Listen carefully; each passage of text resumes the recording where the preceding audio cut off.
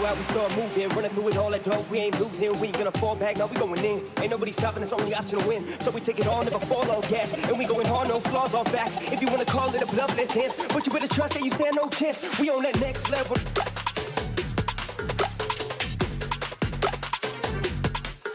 We on that next level.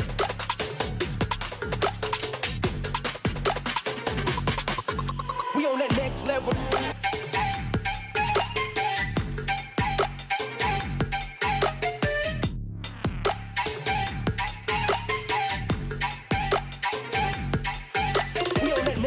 No capping, ain't nobody quite as good when I'm rapping. When I hit the stage, the flames they start flying. Ironic, the king of the jungle, but not lying. Wouldn't be as good as me if I stopped trying. Better just pick a corner and start crying. I'll be the one they looked up to when I'm crushing down. I was born for the throne, I look good in that crown.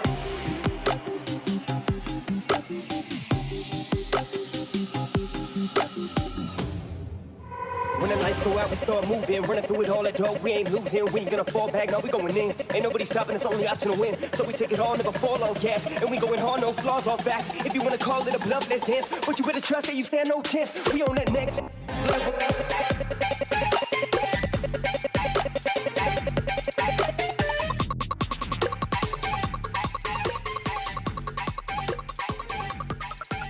We on that next level.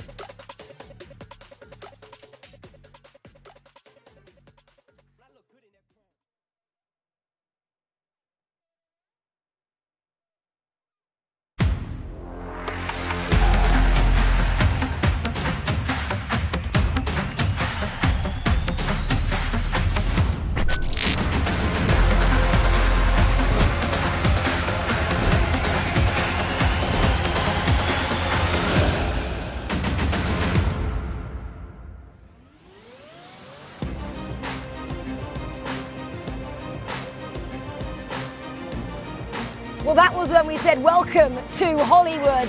That was the moment of our afternoon session here. It sent Hollywood through to Dreamland and Fnatic crashing out of the competition at the group stages. If a picture says 1,000 words, those guys looked shocked at what's unravelled here at the FIFAe Club World Cup 2023. Drama in the house. Welcome back then for the evening session here.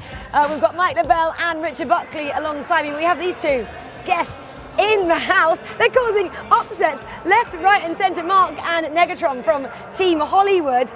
Boys, you believed the dream was still alive. Most of us wrote you off yesterday, 1 point from 5 matches. You said in your pre-match interview there, we're going to win all of them. You won 4 today in such dramatic fashion. The first question I have for you, Mark, there was that pause, wasn't there? 90 minutes on the clock, 1-0 up over Fnatic. We'd preempted they needed 2. That was the permutations Rich was saying. Was it your pause or was it Fnatic's, and how did that unfold? It was Fnatic's pause. Unfortunately, I had a 1-on-1 to win the whole game and then I missed it and we got a corner and they paused and my head was already gone, but luckily they paused and regained a little bit and then we scored from the corner. Negatron, was your goal as well? Yeah, it was. What did you feel like when that went in? Like, all the emotions came out, as you see on the camera. I was just like going insane, he was going insane, like it was just crazy goal. At 90 minutes then, did you think the dream had gone? It was dead in the water? It was definitely over. Like the ball wasn't like a sign, like oh brother was the ref, I want to go home, and then I see, oh okay, we've got one more chance, I pass him the ball, he takes him on, it's a goal. Yeah, when we had the pause cues, when you missed the opportunity, not to run it back, but I guess it's a positive story at the end of this anyway. Yeah. I said, that's it, that was the chance. Usually you don't get to run that back. You missed your opportunity, 90th minute, write the script, didn't happen. How does it feel?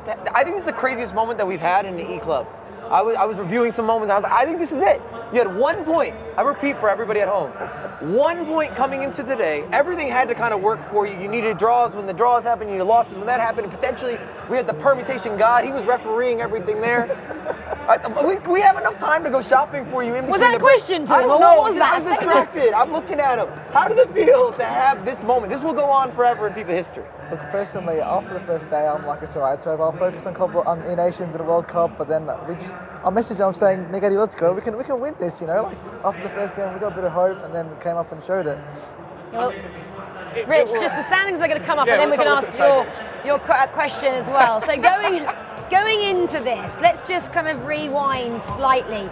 It was going down to FUTWIZ, Hollywood and Fnatic. FUTWIZ and Fnatic were in the driving seat, and it was all down to Hollywood. Could they get 3 points? And then there's a bit of goal differentiation there that came into play, and it also came down to head in the end, Rich, and that's how, I guess, it ended. Hollywood 4th, 13 points, and Fnatic Rich. It was very simple in the end. Win by 2 goals and you're through. I mean, two very quick questions. First one, where on earth did Hollywood come from? What's the name? What's from you two? Where did that come from? It was Pro Club's team initially, and then we decided, like, we had no team, we were both free agents, and we just decided to pick up the team randomly off the Pro Clubs. And secondly, Mark, last year you said you did it 120th minute with Dire Wolves to qualify.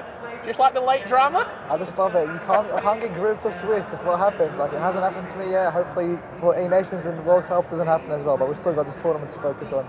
Yeah, let's hope not. Never been grouped. I love that. Well, we'll move on now to groups C and D. Hollywood, we're looking like that you're facing RB Leipzig, boys. That's not the best round of 16 matchup, is it? Yeah, you don't want to reverse them. And as an Ultimate World Champion and a Wonder Kid, it's not a great combination, but like, it is what it is. We came fourth, so we deserve to verse the best team. They're the favourites. What's your head-to-head against them? Friendlies, we don't want to talk about it. We lost a lot. No comment. That says it all then, doesn't it? They don't really know. Anyway, let's move on. So, Group D, Apogee Poland as well, leading the line at the moment. Who else have you been really impressed with in Group C and D? Probably Waves. Waves are impressive. Fuma and Stingray, I think they're probably top 4 favourites. Them with Leipzig, I'm very impressed by them for sure. I've been impressed with Goliath, actually. They put up some good results yesterday, like clutch results against Ajax as well. So if they can do it again. Is the comeback on for Riders? Oh, Phil, he's Tuga, what do you expect? Have you spoken to them? Surely they need to learn a thing or two from you guys. No, they're locked in. We haven't had any conversations yet. Are you guys going to be sticking around then to watch these matches? Yeah, for sure, 100%. For sure, as should you guys at home. Let's have a look then at who we're going to see first up today. Group C, Goliath. The boys said they were pretty surprised with how they've been performing. The South African team taking on Ducks America. Riders, we mentioned them. They're sitting 4th in the table. They're taking on the big boys, RB Leipzig, and then SPQR and Ajax, that Brazilian derby there, Mike. I mean, there's a lot to appreciate when you're looking at Group C. I agree with them as well when you talk about Goliath Gaming. Kind of went under the radar. You talk about South Africa. We've known these guys that are competing there. We're looking at Bianchi. You're looking at Kalen. But they're come together. They brought it yesterday, and I hope that they're kind of able to repeat that. It really disrupts the group. I mean, Goliath also a little bit like you two fellas as well, coming from your own country, representing pretty much the whole region.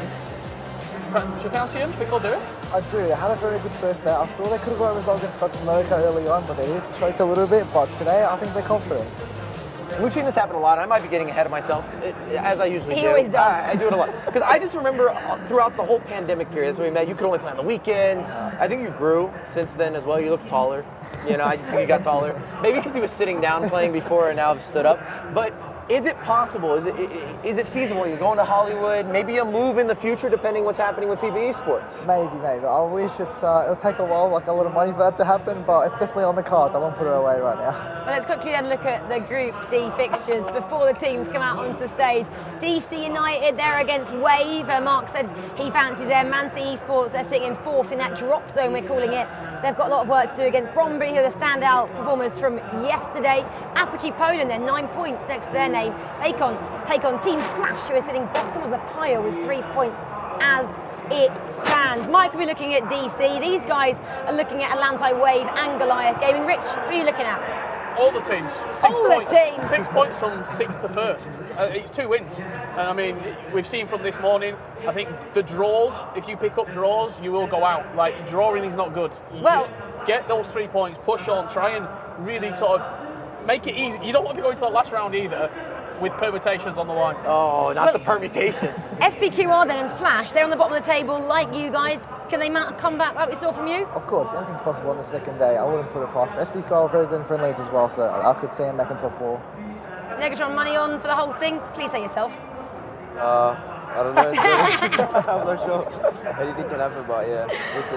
Not so confident where they are, possibly facing RB Leipzig in round of 16. Thank you so much for joining us. Good luck tomorrow. We cannot wait to see what drama the boys from Hollywood bring tomorrow. Right, A and B then. We are down to our final 8 from those 2 groups. Now it's time to see who continues here at the FIFAe Club World Cup to tomorrow, where the knockouts come into play. Let's welcome then our teams from Group C and D.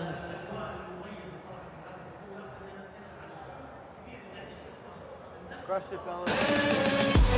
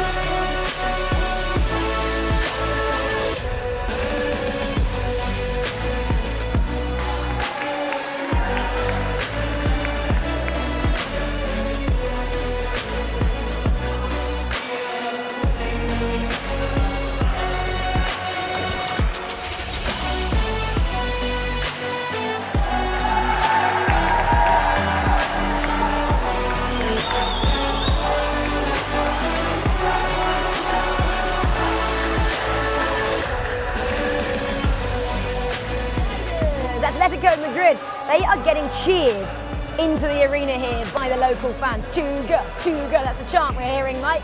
He's a likable guy, professional, full on in every single way. I'm sure he'll be prepared. I expect him to get through, no problem. Yeah, we SBQR boys here, just sending a bit of a note to their fans.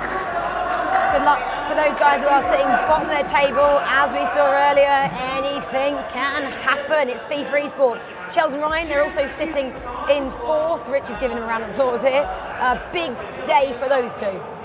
Yeah, big day. They're in the hunt, and that's all they can be. They're in striking distance. You're not marooned at the bottom.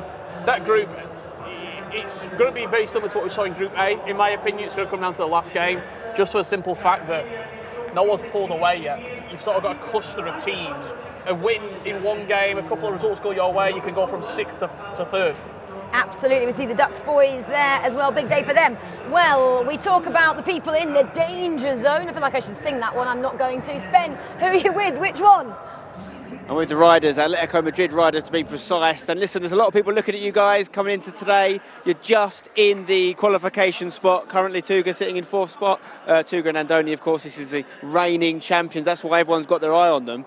What have you got to do to make sure you have a slightly better day than yesterday?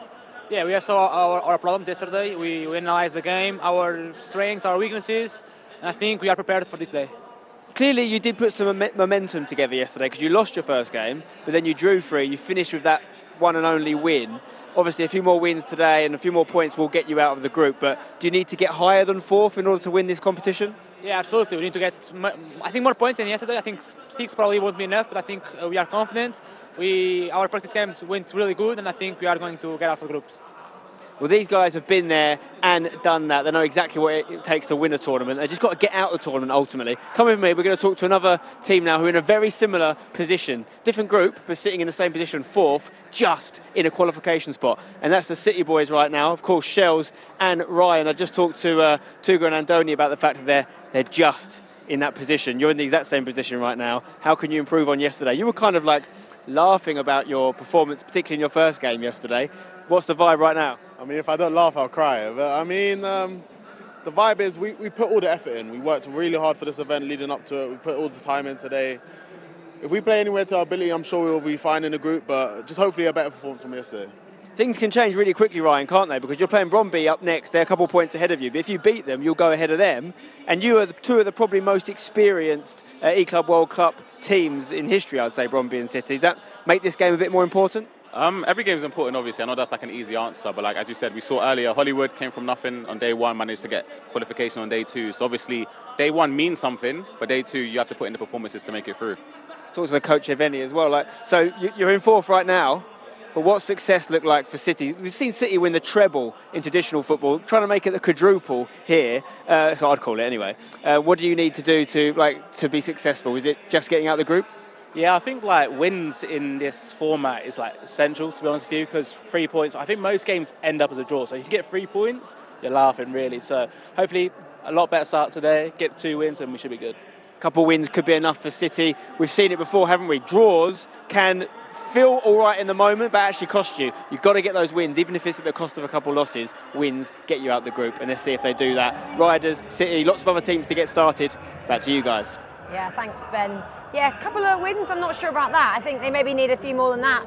Man City 5 points, Riders on 6 at the moment, obviously a lot more than we saw from Hollywood. We've got 2 extra guests joined us on the sofa as well, over here. World champion and Brandon Smith. Not me, I'm not the world champion. But yeah, I always love hearing the interviews before they get going. Both teams actually really confident there, Aggie. Yeah, I mean, and then they have all right to be so. Mixed day for Man City and for Riders, but it's 2 such experienced teams and 4 experienced players and coaches as well. So I mean, they know what this is about. They know that today is the day they're going to perform and get past the groups. Crucial first game for both of them, Bromby and then Riders. Absolutely, I think Spencer was right with what he said in terms of they are the most capped teams, aren't they? This tournament, Bromby have won 2 E-Club World Cups. Yes, it was many moons ago, but then for Man City, they always seem to get here. We just need to see the extra step in that performance. Let's just then go to our first feature game in Group C. Let's have a look then where we're going. Goliath against Ducks. Negatron said he fancied Goliath. He was really impressed with how they got on yesterday, Mike. I'm going to throw this out here as well. If it stays similar to yesterday, Goliath will be scoring the first goal and they're going to be up 1-0, and we'll see if we keep that trend or if we're changing energy today. But that has been part of their storytelling, their theme. A couple of those games they didn't see out. They were able to get a draw out of it, but they weren't able to convert or have the game management at the end. But I've been super impressed with Goliath Gaming and the fact that they're fearless. I think Goliath Gaming as well, like, they're the only spot in Africa. There's only one spot from Africa that's come from them, and they're here every year. They're grinding away. They're one of the few South African teams that are heavily invested in FIFA esports, and it's always good to see them back on the world stage. And they're not only representing Goliath, they're representing the entire region, and it means a lot to them. We've seen them speak about we want to create more attention on our region. We want to show the world that we can compete, and that's what they're about to do right now. Okay, well, that was Ducks, though. They've got a throw-in. Oh no, now it's back with Goliath. Always a cagey affair as we start the opening 10-15 minutes of this game. Well, we'll leave that there then. Let's feature one of the games in Group D, Man City, Bromby. This is our featured matchup for our first round of fixtures. Round 6, remember. And to touch on what Brandon was saying, if you're a fan, oh, what a knockdown, what a finish, what a goal, Bromby on the board. I was going to say, I don't think it's enough that City gets out of the group. I need a big run. They've been on that cusp. We talk about them a lot. We know Shells, we know Ryan Pessoa, but we're not seeing them in semifinals. We're not seeing them in finals. We need to have that extra push. Otherwise, I think you have to start to revisit. Maybe there's a better partnership. Ooh, who would you switch out? I just think for both of them, if you're not able to put together those types of runs, that's the expectation. You're not teaming up if you're at that level and that level of credibility and experience to just get to the tournament. You want to be winning events. Yeah, it's a big statement there, but yeah, one that might prove to be true. We actually just saw what happened, didn't we, with Fnatic in that camp. If you don't get the results, Mike, Richard, you're out of the organisation. Do you want to tell everyone the news? Yeah, obviously you saw Diogo quote tweeting Texas tweet saying free agent for next season. So quick moves in that regard. Obviously disappointing as it always would be to not go ahead and into the knockouts with such an organisation as Fnatic are, and also when you are partnering alongside Tex, you expect wins and championships, and it's just not really ever been able to get over the final hurdle with Team Fnatic. I also question if maybe there was a release portion of his contract based on results at this event, because I've never seen a release that happened 30 minutes after the game. It's a bit interesting that. We've both been in esports a long time. I've never seen something like that happen so quickly. And it's not as if these guys don't like each other, they haven't been working together, any of those types of scenarios. So I was just wondering if there was a contractual obligation or some sort of release clause based on results on this event. Quite possibly. Well, we're sticking here then. Riders, RB Leipzig. This is a massive game as well. Leipzig very much in control of Group C. Man City and Brøndby though, there's a lot of noise in that game. Yeah, I don't know if you hear it as well, the Saudi fans, big Man City fans it would seem as well. They're the team that are getting all the love at this current moment. It was an equaliser for Man City, corner whipped into the box, big header, the big man at the back post, Vanja Milinkovic-Savic, still 6'8" of him. With a breakthrough then in this derby too. Oh, lovely little scoop turn there, near post finish. And Ajax taking the lead against SPQR. SPQR really needs to show us something. Because I have an expectation. I'm so used to seeing Brazilians do well. I know it's a Brazilian affair, but still. Get some points on the board, make this interesting, shake the room a little bit, win some fans, we can get some energy. I need some electricity. I want to hear a lot of vamos. We want to see some dancing. We had that, didn't we, from the boys last time? Maybe some sunglasses, it's summertime. Give me a seasonal special. I'm saying one thing. A World Cup isn't a World Cup without Crepaldi. Where is he? Crepaldi, tweet us. Let us know you're watching. I'm sure he will be watching this Brazilian derby from the comfort zone home somewhere. Well, let's jump into... It's noisy. I don't think they're completely behind this game. RPG Poland team Flash has top taking on bottom there. Seems like they love Man City and they love Let's Go Madrid. I need a backstory here. All the Saudi fans have turned into Tuga fans, or they were Tuga fans. I just don't know the origin of that fandom. We got to send somebody in there. Richard, you can blend in your referee jersey. I think you should go over there and check it out. They do like Riders and RB Leipzig. This is a massive game though. Can hang out and see what they were screaming about. That's what they were screaming about. Riders taking control of this game. It's 1-0 yesterday. RB Leipzig beats the Riders in maybe the longest game of FIFA esports I've ever seen. And today it's a pretty quick turnaround. Riders needed points and they're delivering, Brandon. Well, RB Leipzig yesterday, 13 points out of 15. It's not a bad showing, is it? Some other games that are currently underway. No more updates from them. DC United 0, Atlanto Wave 0, and Apogee Poland 0, Team Flash 0 so far. I was speaking before we got live with this evening session to Goliath Gaming over there in the booth. We were talking about points and what we're expected. He says the one thing that we need in this group is RB Leipzig to keep beating everyone. So they're away. We don't have to worry about them.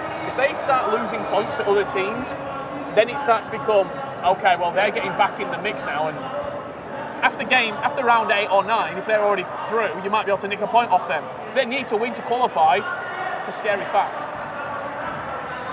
Well, you've got world champions against world champions in this one. World champions in 2v2, and then, like the boys from Australia said, you've got a world champion and a wonder kid. Scary prospect that, isn't it, Aggie? Yeah, definitely, and we also saw it yesterday as we've been speaking about them getting 13 points in the group of death and just kind of smashing all the opponents. It's definitely the main favorites right now, and Hollywood will be looking at this group and really follow it to see if RB Leipzig will continue with this, and that's exactly what I believe we just saw here, and they are back in the match. They said they were going to be sitting by watching. Have they brought a coach to them, Hollywood, or are they texting someone behind the scenes? I think they're actually having analysts behind the scenes, and they're also doing their own analyzing, obviously. And I mean, they will already know what Umut and Anders is capable of. It's two of the most well-known guys in the community, so they know what is expected them potentially, because obviously they haven't won the group yet, but it's definitely looking like they're going to do. As well, Aggie, I said, what's your head-to-head record against them? They said, in friendlies you don't want to know. Do you sense that as a bit of a sign of weakness? Obviously they haven't got the best results in friendlies. Is that playing on their mind a bit, or would it if it was you? Well, I never really thought too much about friendlies when I was practicing. I mean, it's a different game. That extra nerve, that intensity isn't there when you're playing. You tend to be a bit more loose. So personally, I never thought about it, and don't think a lot of the players does. I'm going to quote Ryan Pessoa: friendlies don't matter. That's what he says every time. I mean, Mike, you've played in many games. How much are you reading into it? Not at all. I just don't think you can replicate this environment at home, and then even more so, it's an online match often for a friendly that doesn't even matter. It doesn't have anything in it. You don't have that adrenaline, kind of as August was saying. The hair on my arm's not standing up. I'm not feeling something extra. There's no additional pressure. So I don't read into it at all. Well, let's read into this game then, shall we? Goliath, Ducks.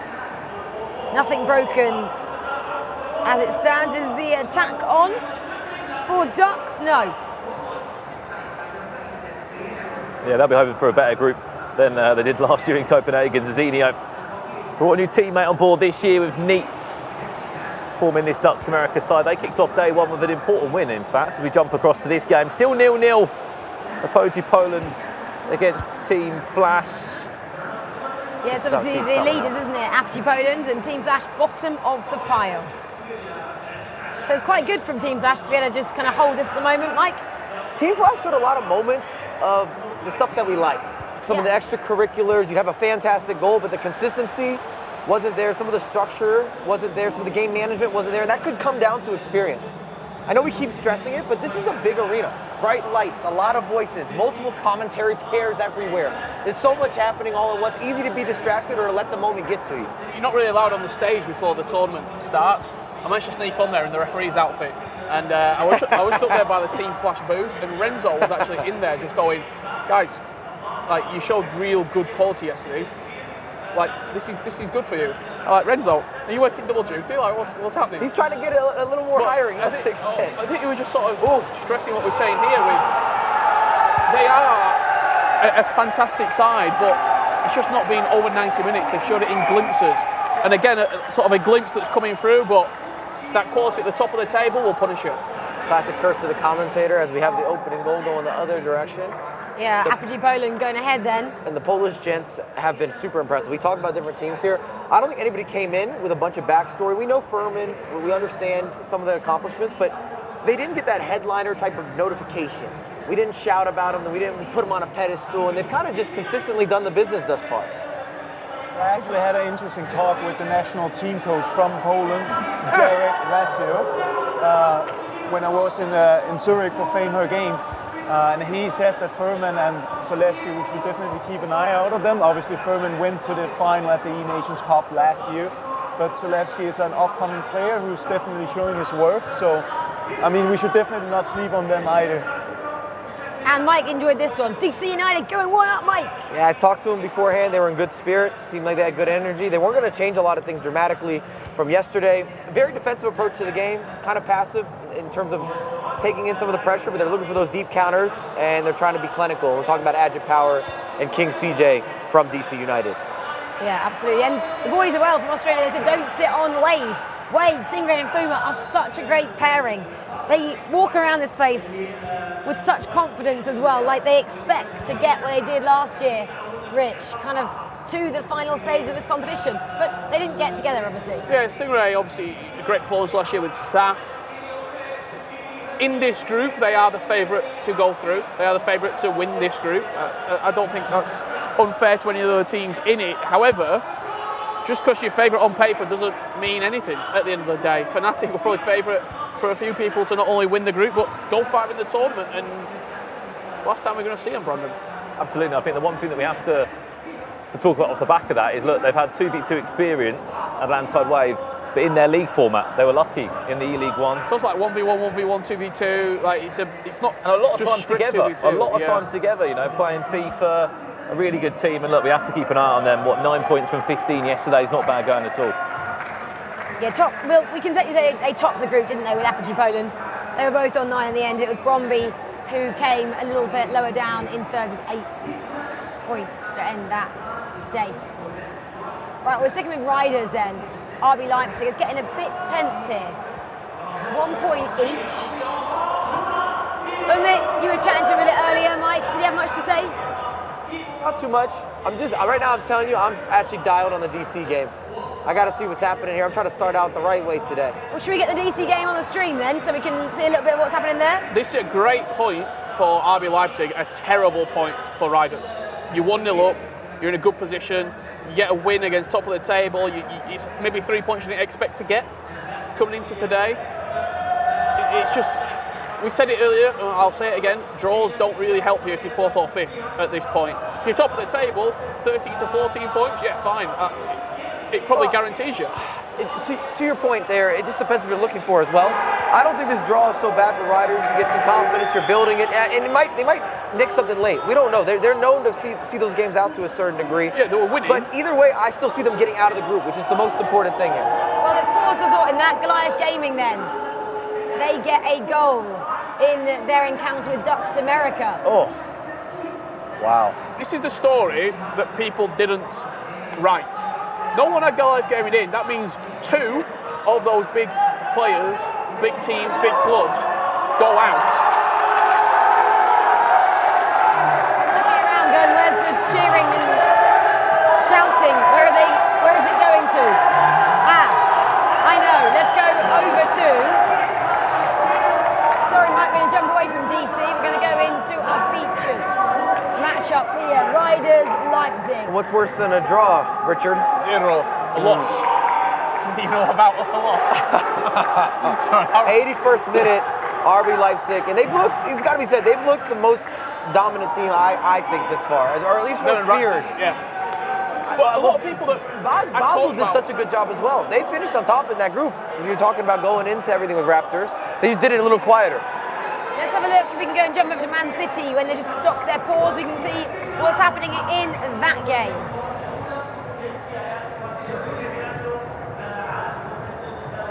City on the ball, extra pass across as well, indeed, 2-1, huge for Pessoa, huge for Shells, and they need these types of results, especially considering how good Brøndby looked yesterday. City's bringing a different package. It's a great win. But it's not done yet. Don't get ahead of ourselves. 15 minutes.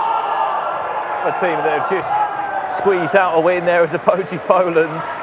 12 points on the board, that will be. They will go top of the group if DC United can hold out this result here. I think one thing we have to say about DC United, I'm sure Mike will love to hear this as well, they were the team that stopped complexity getting to this event. They could say they took that NA spot this time round. Looks like they'll be picking up a big 3 points here. I'm not mad about it. It's a great start for the day. And again, another team that I don't think got a lot of recognition. People weren't hyping them up, especially considering some of the big names that we have. You have so many players from Europe where it's got to be said, most European players get a little more, if you start making events, you're getting a little more exposure. You're getting some more eyes. You're making Brandon's TikTok, and those TikToks are going viral. And people are seeing it and saying, these must be the guys. And Brandon's just not featuring the American players. I don't know why. Tut, Brandon, you're getting told off here anyway. Anyway, we're going to go back to, do you feature the South Africans, Goliath, in your TikToks? Hollywood might get on now. Oh, Hollywood, mate. Goliath, they get on, what are they going to do? Mike didn't. It's not sure thing. Final stages then of Riders RB Leipzig. Riders need another goal. Rick said they need a big point here. Yeah, they absolutely do. When you look at what they're delivering here, RB Leipzig, a third goal is detrimental to Riders. Off the post, rebound goes in. Anders is off his feet. Can we get he's won the crowd over. They were chanting Tuga at the start. They're now on board with RB Leipzig. They just don't stop Leipzig. I mean, we saw some of the team today, Raptors just slowing a bit down after they secured their spot. But Leipzig just seemed to continue beating their opponents, and then in the group of death as well. I mean, we're definitely looking at the all-time favorites to win this competition right here. It's brutal, isn't it, when you go up against them? They always find a way through, whatever the circumstances, even if they go down, like we saw their Riders couldn't quite hold on to a point. So we got to give so much credit to RB Leipzig, and I'm telling you, I'm talking to other competitors, even earlier on, the morning sessions, the afternoon sessions, they were saying, I don't want that matchup. I don't want to see RB Leipzig. Man City then, they went ahead a short while ago. They've been able to hold this lead. 87 minutes on the clock now. Brøndby, they were a big club to be reckoned with yesterday. 8 points on the board. Aggie was telling us about how good this club is, the quality they have in that side. Ryan Pessoa and Shells have come out firing then today. 4 minutes to hold on. It will only be their second win as well, Man City, of the group stage so far, so such an important result for them. I say that. You were saying? And that's You know what? I might as well resign. That's been the Achilles heel of Manchester City. This partnership, this team, their game management, they don't see out matches. They've been there time and time again. We've talked about it. I'm just calling a spade, a heart a heart. August is agreeing with me. If there's one major critique, they got to see out the games. We just they're saw doing that. the business, but they're not handling the business at the end. It's a soft handshake. We just saw that, didn't we? We just saw that earlier on in groups A and B. No one's learning. Right, Sven is down there with all the reaction for us from Goliath Gaming.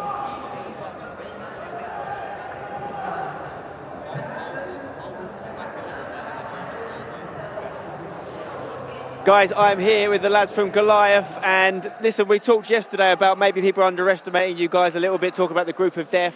I think now, not only are you in a great position to get out of the group, you could really look up and see how high you can finish. I mean, you're 6 points off of top, but you're in second position. What's the aim? Yeah, I think it's to win every single game and to possibly win the group.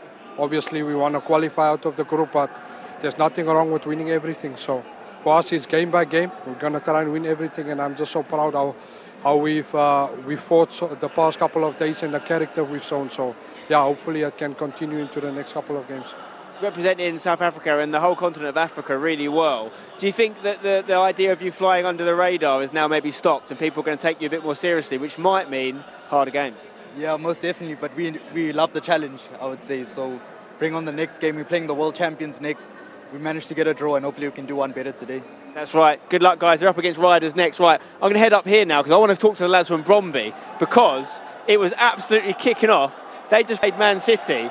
And I tell you, I saw Shell score. He stood up, give it the big one towards Bromby. He's getting right. I mean, they're only there. So City are there, Bromby are here. He was really animated in his look over to the Bromby bench. But then Bromby, I think, got a late equaliser and they were giving it back. So we've got to have a quick chat with these boys. Bromby, there's some serious energy going back and forth between you and Man City. Talk to me about it. Well, it was a very important game. First of all, they're right below us in the table, so it was a very important win. And yeah, they shouted some things and we shouted some things. It's a part of the game, no bad vibes at all. Yeah, they're below you in the table. They're below you literally as well, just there. And as I mentioned to City earlier when I spoke to them, if they'd beat Bromby there, they would have sort of jumped over them in the table. But you've stopped them from doing that. It was a 2-2 draw. It was a late goal. Talk me through it. Yeah, it was very important. A very close game. As I said yesterday, they're very good.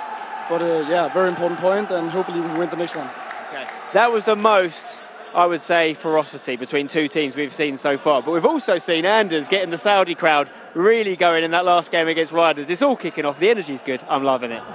Thanks, Ben. Yeah, the energy is exactly where we want it. It is high, and it is keeping us very much awake and excited to see how these final 4 matches go. I want these guys to continue making some noise. Right, back to this story then. We mentioned, if you did join us at the top of the show, it's a bit of a story about Fnatic. So Tex and Diogo, teammates, got knocked out in dramatic fashion, and this is what Tex just tweeted after that. Really disappointing final tournament, but it's one of them. It's been a good ride for Diogo Mendes. It wasn't meant to be, but that's life. Thanks for everything these past couple of years. I love you and your family and wish the best for you all. That obviously relates to this from Diogo Mendes here. I can't say enough about how much I've enjoyed playing 2v2 with him, meaning Tex. Sadly, the last dance turned out to be our worst tournament ever, but I want to thank him for all he's done for me and Fnatic for giving me the opportunity. Not sure what's next, but I'm a free agent next season. So we were discussing it here. It's massive news, the fact that an organisation has let a player go so suddenly after finishing a tournament, and also not just finishing a tournament, but getting knocked out in such dramatic fashion that it's caused us all here to speak about it quite extensively on the show. We don't know. Mike mentioned it could have been like a contractual agreement. Don't make it through to the knockouts and you're out of it. But I think that's it. I think it has to be something like that. It has to be, Mike. Yeah. They don't make those types of emotional moves, especially think how large of an organization Fnatic is. It would be odd to me if there wasn't something written in the script that, hey, whenever this is done, whenever your tournament is completed, this message is already going out. I think they knew. I think both competitors knew. It sounded like a planned divorce. Aggie, no one's, in your opinion, no one from Fnatic would have called Diogo after that. It's got to be what Mike said. They knew the little things they had to tick off in the season to continue their path with Fnatic next year. Didn't do that, so he's just expressing what he already knew. Yeah, I think it's something that has been coming for a while. It's something that has been in the plans. and this was their last dance, so to speak. And as they're treating both of them, it didn't go out as they expected or hoped. And then, yeah, they're free to say kind of an official goodbye to each other. Well, I've loved watching Tex and Diogo. They've become such great friends, a great partnership to watch. They always cause a little bit of drama. They like to stir the pot a little bit. You never know what you're going to get from Tex, and we have to wait and see if he gets a new teammate next year, Rich. Yeah, I mean, look, I've been in many positions as a football fan, supporting Barnsley FC. We get relegated. 20 minutes later, tweet comes out, manager's sacked. We don't have a manager in this case. The person that unfortunately goes is the player. So disappointing that they've moved in that way. Obviously, heart goes out to Diogo. I'm sure he'll land on his feet, and I'm sure an opportunity will come his way very quickly indeed. It's a shame that they've not made it far because they're a fan favourite, and I think people a match-up maybe between RB Leipzig and Fnatic in a quarter-final and a semi-final would have been great for us. Yeah, I mean, most professional sports have performance-related contracts, and that's basically what this is, right? And think how close they were if you really date back. Beginning of the season, we had the EA Sports Cup. They made it to the finals, and you could argue they would have won that final if they didn't get an early red card, if you want to date back to that game. It was kind of a wild circumstance, and would that have shifted the year? Well, we're hearing then, as we move on, because that's a lot of chat about those two players. It's unfortunate, but that is professional sports, of course. So we've had one round already, round 6. There's a pause behind us. You may have noticed we're talking a lot. An infringement has possibly happened in the opening round of fixture, so they're just having a little look into that. Maybe the referee needs to go down and get confirmation of that. Richard, maybe you can go and see what's happening? I'm happy to go down. Well, we can look at the tables. Maybe you can get off the seat and have a little looky-looky. Is he allowed? Anyway, we're going to send him off to see if he knows what to do. Let's have a look at the tables. Right, so after 6 rounds, RB Leipzig 16 points, Goliath 10. They're having a great tournament. Ajax Brazil 8, Ducks America 7, Riders 6, and SPQR on 3 points there. D then Apogee Poland. Yep, nicely done. Continuing at the top. They've actually pulled away, haven't they, from Atlanto Wave now, who got that first round loss there, Mike, which you didn't expect. Bromby, DC United, it's all changed, isn't it, in Group D? Man City and then Flash still at the bottom of the table. And I actually think City's the biggest loser out of the group. And that might sound maybe a little bit against the grain just because they didn't even lose their opener, but the fact that they were ahead, they've been in that position, they could have set the tempo for the day, controlling the day. You build on that momentum, and both those guys seem a little bit affected when they have a bad beat or a bad loss or something of misfortune. Yeah, exactly. What happens then to Wave? What happens to those boys after that first round of defeat? I don't know if it's that big of a deal for them. I feel like they go out there, they play FIFA. They don't talk to each other. If you watch them play, they both have their headphones on. They're not having a discussion. We realized that Fuma speaks perfect English. Didn't know that, but they don't. It's an odd 2v2. You watch these guys, you're hearing reactions, you're hearing chatter back and forth throughout the game. That's not one of those teams. So I went down. Okay. I had a look around. That was quick, by the way. I don't know if you can get the camera up to the stage, just around the Bromby booth. There's a lot of movement. And there's a lot of people standing around and lingering. I'm hearing that potentially there could be something with the Man City Bromby matchup. Maybe some violation in squad. We'll have to wait and see. However, on the stage, that's where a lot of it is sort of kicking off at the moment. So we'll get official confirmation for you indeed, but just keeping you up to date with everything that's happening and try to paint the pitch for you at home where you can't see everything that we can see from our stage. At this stage, though, it's still speculation. Just to recap what happened in that matchup, Bromby, they got that last-minute goal to take it 2-2 over Man City. We were all saying they just need to see out these matches to boys in blue. They couldn't do that then in their first round. So that's what this bit of a delay is relating to at the moment. So just on pictures there of the two guys from Bromby. Aggie, what are you making of this? Maybe a bit of an infringement in this match. Do you see anything untoward? I think there was a lot of screaming and shouting, and I'm not sure exactly what happened. It's emotions, right? I mean, we've all been through it, and I hope it's nothing serious. Besides that, yeah, talking about Man City, because I totally agree with you, Mike. Like, they dropped 4 points now in the last second. You would expect two such experienced players to have like a plan to seal these games out. It's not only those two, it's also the coach. You have to be like, happens once, full on me, haven't tried full on like the entire team. I mean, it can't happen again. I'm not a negative Nancy. It's just been a reoccurring conversation. I'm not. I'm watching FIFA. I'm observing, and then I'm commenting on what I'm seeing. It's not even a subjective view for me. This happens far too often. Maybe that is subjective, but it happens. It happens regularly with these two. Richard? I feel like I'm digging myself a grave. I'm Brandon, digging a what do you real think? hole.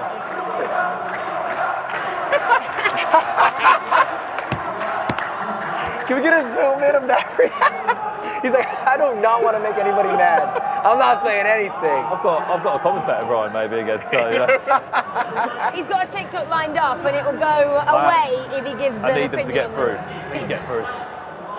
Okay, well, we're waiting to see, aren't we, what happens there. Maybe we can have a look at, see who's playing who next as well. I can tell you who's got who next in round 7. So let's have a quick look then. Group D, next up, Wave take on Apogee Poland. DC United take on Man City Esports. Bromby take on Team Flash, still looking to get off the bottom of that table.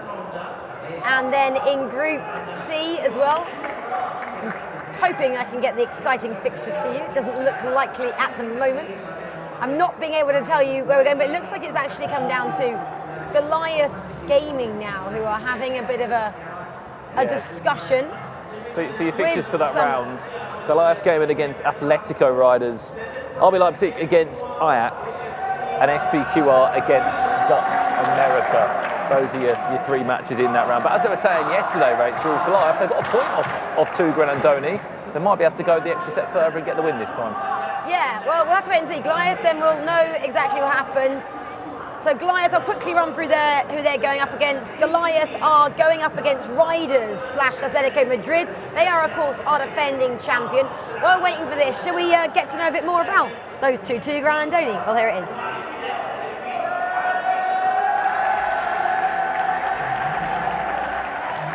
Last year it was like a perfect year because we were the FIFAe Club World Cup champions. We worked a lot for that moment.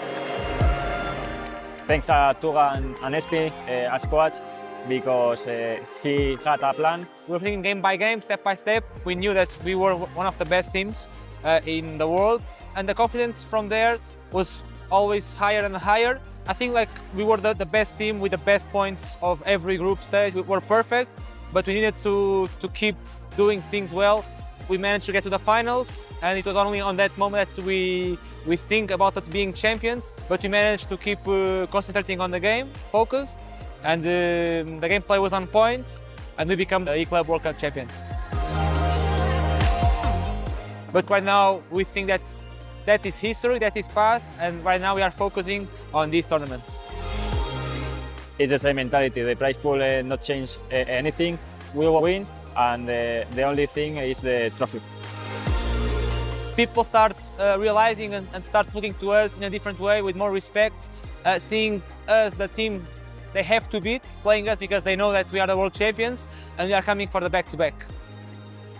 We are prepared, we are even better than last year, so beating us, it will be difficult. Yeah, it could be difficult. We were chatting, weren't we, yesterday about we think the level of all the clubs has just taken another step up as well. Mike, it's going to be a really tough ask, isn't it, for those two to defend that title, but I kind of think if anyone can do it, is those guys. They're so mature, they've been around for so long, and they work so well together, and let me add, they're two super nice guys as well. And I mean no disrespect to Andoni, but I just have so much belief in Tuga winning and qualifying and getting the job done.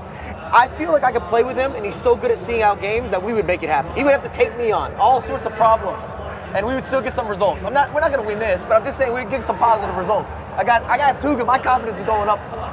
Tuga. I feel insured. Like if he was a bank, I would want to invest in Tuga. Tuga has that though, doesn't he, Aggie? He has that, the fact that he's come from this army background, that he stamps his authority. He knows discipline, doesn't he? He's a very disciplined kind of guy. One of the most disciplined, if not the most disciplined. And I remember I hated playing against him when we were competing. I always knew what awaited me. Such a long and tiring battle playing against him. And it's the same feeling the other teams will feel when they're playing against him and Andoni. So what Mike's saying is a very, very accurate kind of describing Tuga. Not sure he could carry you as well, but I mean, we would go somewhere. We might not make it that far. We'll go somewhere. I got the Tuga carry. Division 3. We've got a couple of stats then on the screen for riders. Atletico Madrid, world ranked number 1, of course, as they are defending champions. Great passing accuracy there. Average expected goals, 1.1. Good stats all around, as we'd expect from those boys there. And I was just walking through the players' area earlier today as well, and Tuga can also have a bit of a laugh. He was playing a bit of ping pong there. Rich got a bit of skills as well on table tennis table. He might have. They're still not doing the business here though. Like they might not even got through at this rate. I don't want to be the bearer of bad news, but no, they're getting through. They're getting through. They just picked up another defeat. They're getting through. We're sharing this couch. They're getting through. I'm getting a second stamp. They're getting through. They're getting through. We're all saying if we keep saying it, it might manifest it and make it happen. Yep. Right, matches are starting. Let's get the grass is green, the sky is blue. Tuga gets you out of the group stage. Let's get matches. Right, let's go. Where are we going first? Goliath Riders. We've been speaking about it. Let's see it. So here it is. Just on that point, I generally can't remember a time when Tuga doesn't make it through. There you go. Swiss round group stages.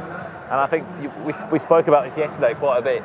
He's in that pool of players that will guarantee you World Cup finals, you know, in a 2v2 element now and a 1v1 as well. He's up there with the likes of Nicholas, Tex, the list goes on, of those players individually that will get you to those big outings, those big days out. So back on the way for all of our games. Goliath gaming against Riders Atletico. This one was a draw yesterday.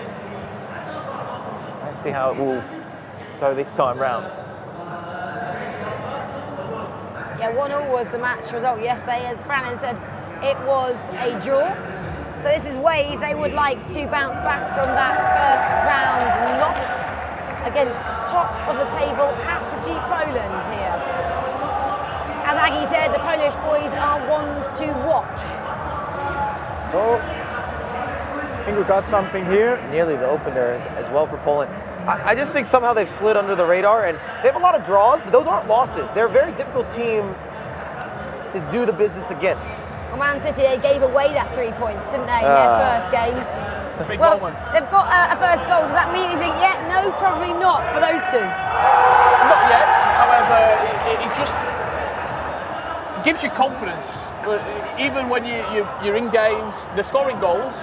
If they can just tighten up a few clean sheets here and there, those 1 points will start going to 3, and draws don't really help you at this point. We've got 4 rounds left, including this one, 3 after this. You have to start winning matches, especially when everyone else around you is picking up results. Yeah, especially such as these guys that have just gone 1 goal to the goods. We'll get the goal as soon as we can. It's from the group of death, we've called it. Goliath gaming against Atletico Riders. There's been a goal in this game. Which way has it gone? It has gone the way of Goliath gaming, looking to get the win this time on the current 2v2 world champions. This is the build-up for the goal.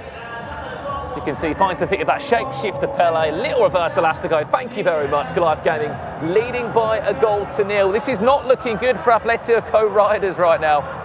Not worried, but also that wasn't good defending. It was kind of very un-Tuga-esque defending. Yeah, it wasn't very characteristic of these two. That was quick passing, but there really wasn't any skills. They didn't make them earn it. You didn't have some of that extra sauce that you need around the edge of the box. I think the one thing that they're struggling with is single leg matches, especially when they're going down by a goal first. The way that Tuga likes to play his FIFA, score first and then control the game. Dominate possession in this single leg format, they're struggling when they go 1 goal behind. If Ducks America pick up a win, they'll be 4 points clear of Riders in 5th. You've not got a lot of points left to play for, as Atlantide Wave got a 1 goal to the good against league leaders Apogee Poland. It's not looking great. That's a good start from those two, though, for Atlanta Wave. Who wasn't looking great for it? Riders and Athletic. Oh, we're still going. That's the story. That's the current champions going out. No, but you were talking about Wave anyway. It's not looking good. I was like, who's not looking good? Wave will go through. Both of them sides will go through. You confused me for a moment there. Aki, take us away from that conversation. He's starting to sound like me, so I'm happy about it. Everyone's going through. We have a lot of belief. Over here we got hope. Yeah, meanwhile we actually have another goal, and it is for the Danes, Brøndby. And we haven't spoken a lot about Team Flash, but their time is slowly running out if they aren't going to change something up. There's been a lot of potential, as you said, Mike, but it's just not really been enough. Brøndby? Yeah, they'll go through. Yeah, you said that as well. They're picked in my group. I put it on paper yesterday. Well, let's go back to Goliath then. Feature matchup taking on the defending champions, Riders. The bigger question, who goes out, DC United or Man City? Well, it's a 1 point in at the moment, isn't it? DC leading Man City in the table by 1 point. At the moment, Man City leading DC by a goal. I know that couch will be split. Mike didn't give us an answer on that. We're going to have one of those Tex and Diogo divorces over here on this couch if you're going to ask us about DC and Manchester City. A lot of love for Ryan Pessoa, though. Just want to throw that out there. A lot of love. But it's the only North American hope that we got, the only dream that's on display. The only American in the competition with King CJ. Well, let's go then to where we had another goal in the Apogee Poland game, and it came from the Polish team. Levelled it up against Wave. And speaking of another goal that's gone in another matchup, Manchester City leading 2-0 against DC United. It's that 5th v 4th battle at the moment. Team Flash, as it stands, you could probably start to write them out of the equation. And you're sort of playing for that 4th spot with Brøndby, Apogee Poland and Atlantide pulling away at the top of the table. Yes, one of those 3 sides could get brought back into it. It could be a scrap, but 6 points City, 7 points DC United. It's a real tough ask, as that was that goal we were talking about. That was the second goal, yeah, from Manchester City. Yeah, so controlling at the moment, but we do know what these boys do, and we saw conceded last minute pretty much every game. So what they did earlier, didn't they? Yeah, exactly, against that team from Brøndby. Let's see if Ryan and Chels can just keep it as it is for half-time. Tick down there.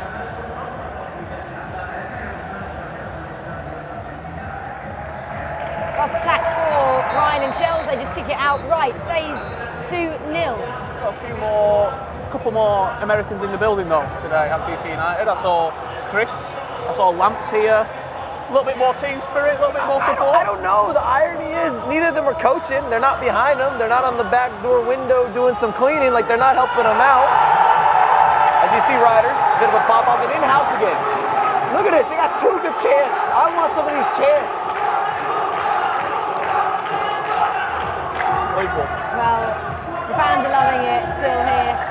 Let's see what's going down in the Ajax game then. Ajax are taking on the current table toppers. And it was Ajax then who managed to get a goal past Leipzig. Great start for the Brazilians there. They're a team we haven't spoken too much about in terms of the question mark over them, because they didn't have the best of days yesterday. 5 points from 15 for a side that, you've got to remember, outside of this tournament, if you look at the national side of things, E-Nations champions, yes, Resende was more of a coach last year, but PHG was a main character in that. They need this result. They're desperate for it. Yeah, those two have got so much added already to their CV. This would be great, wouldn't it, to add this together for the Brazilians. Can they make it too? Ooh. Fantastic ball over the top, just whipped in behind. Ajax, it's a big opportunity to go 2-0 up, and especially in a one-legged game of FIFA, a 2-goal swing is pretty much Rick, that's when you saw Anders getting frustrated as well. Yeah, I don't know. I think the RB Leipzig, maybe I might just have to say to him, look, we're pretty much through. Just don't lose your head here. Just keep it calm. We're going into the knockouts. He doesn't really know how not to win, though. He's still so young. His first proper year of competitive FIFA. He wants to win every game. I think it's his edge. That he is a little bit crazy. You get all sorts of different reactions, emotions, interception, bad tackle, concede a goal, score a goal. I don't know what he's going to do, but I'm here for all that. And I'm going to put this out here. I'm manifesting early. I'd love to see an RB Leipzig versus the Raptor matchup, all right? I think the Saudi fans, and then the attention that Anders loves, some of that desire, some of that back and forth, they're having it all in-house. DC United, can they break through the City defence? No. know. Should we have a look what's happening in Ducks America? SPQR, we haven't seen much of them. I don't know what happens if Athletic Riders play against Raptors, because it's going to be a two Saudi chant going back and forth. I called that just as SPQR had broken the deadlock there with Ducks. Sensed something was coming there. About 60 minutes had gone, nothing had happened. Let's see how they got the first goal.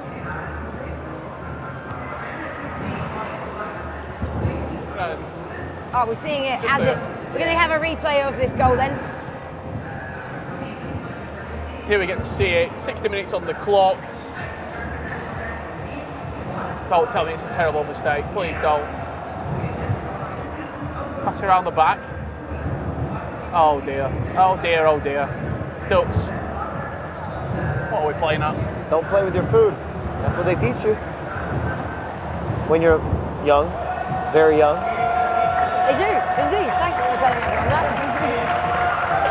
Right, SPQR then. Great for them. They're bottom of the table. They can get 3 points against the boys from Ducks America. Man City then. Let's go over to that game because your boys, Mike, are going to come back. I'm trying to make it interesting right now. We already talked about how City doesn't always close out games. You see the cut back across, finesse shot, 60th minute, plenty of time for DC United. Expect some tactical adjustments, and you're not seeing Vinicius Jr. use that much, but look at the confidence. They're locked in there. A little head nod. Smashing water. We're hydrated. It's because it's 2-2. Okay, I said 2-1, but I meant 2-2. Yeah, I think they scored back to back. It was quick. Yeah, we saw the replay, and during the replay, they got the second goal. It was.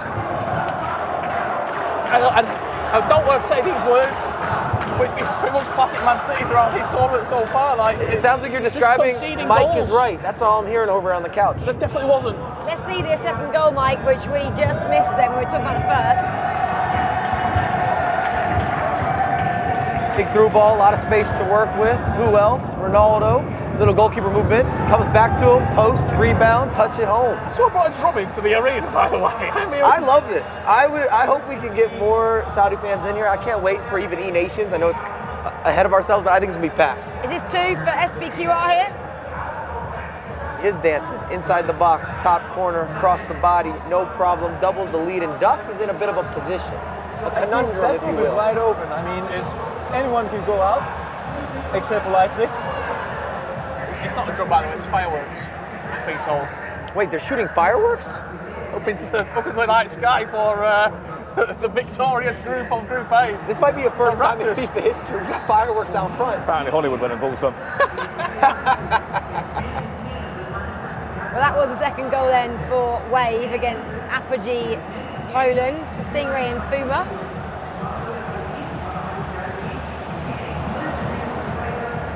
How impressed have we been by Group D? It's pretty much it's open for the top team to go away, but I did not back Apogee Poland to be that side leading the pack, Brandon. No, but I think one thing that's so interesting about that Apogee team is, look, they're a Portuguese esports organisation, but they've just made an investment in the Polish scene. They've gone, look, in the nice way possible, who's playing in this Polish esports team at a national level, an E-Nations level? They've picked him up, and it's working out wonders for them as we join that game now at the perfect time as they find an equaliser against Atlantide Wave to tie the game up at 2-2. That was dirty. That had some of that extra filth. That nastiness that you need, or that nastiness that you need, I should say, inside the box. Little skill, reposition, throws them off, 75th minute. We got a lot of tight games in this round as well. Head just went down there for Fuma. This is the one that matters, especially for you two on this couch over here. America taking on England, DC taking on City. I think we should just leave it here. The battle for fourth, as it currently stands. Watch this then for a minute. DC then. Let's see if they have what it takes to break this City team down. A lot of other teams have managed to, haven't they, in the dying moments. 10 minutes almost left to go. The Man City thrown away a 2-0 lead. You're asleep on that couch. First, I was a bit distracted. Are they going to concede? They don't want another point, surely.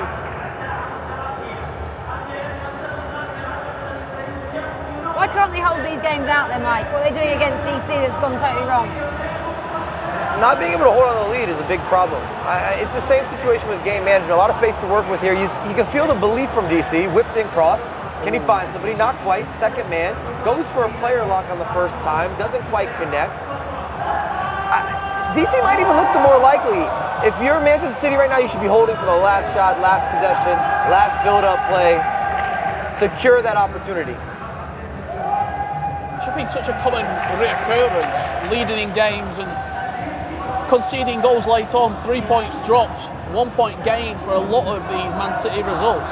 Especially in best of one FIFA. You can't do it. A 2-0 lead in best of one FIFA, you've got to look after that. He come forward, played out wide, no real space though in that area. We talked about last attack, I think this is where we're going to see it now from City, just hold this possession and try and manufacture one final opportunity to grab all 3 points, a crucial 3 points that could put a bit of distance between themselves and DC United for that 4th place position. Such a tightly contested group. Almost like just playing out for the draw now. They just want to keep hold of that ball. Give them the ball away though. DC DC are going to come forward. Oh my, DC Here we go. Power shot! Oh, come on! Come on! Let's go! That game there completely changes that group dynamic. It does, CJ and Ajit Power with a massive 3 points. They move up to 10 points on the board. That is amazing. Let's go back to this one then, one apiece. I'm also keeping an eye on the Ajax-Brazil game, RB Leipzig. Ajax then still leads. Hey, Saudi fans like that. I'm just throwing it out there. We got a connection. So 2 big games still underway here. Around the ground, Atlantai and Apogee are drawing. Bromby lead Team Flash 3-1. Ajax still 1-0 up against RB That's what I just Leipzig said, as well. yeah. That's the biggest game there. We see this one out and they will go over to the Leipzig game after this one has just been completed. One final chance here for that short free kick. Gives away possession. That'll do us full time. Points distributed evenly. As we head into the final 4 minutes, Brandon. AFC Ajax with a massive 3 points as it currently stands against league leaders RB Leipzig. These though, Brandon, were the only team that made them come a bit unstuck yesterday, drew to Ajax Brazil, did RB Leipzig. So something about this Brazilian team they can't really break down? Yeah, absolutely. Maybe it's this South American play style that they're not used to. But on the other side of it, RB Leipzig had such a good day one, and obviously winning their first game here as well. As I said before, they don't really need to do anything here. They're guaranteed to be through if they want to keep that top spot, which I think they will do regardless of this result. Added time of 2 minutes, but you're going to see a huge vamos from the Brazilian booth with the 2 Ajax players. Resende and PH in, seconds away. There's PH in, you can hear him right now. That's not a good result either, is it, for Riders? It just means the gap widens between them and going through. So all these results now to affect the results between the teams. And I've always had a theory that you have a lot of these interchanging results because of a will to win. I wanted to ask August this.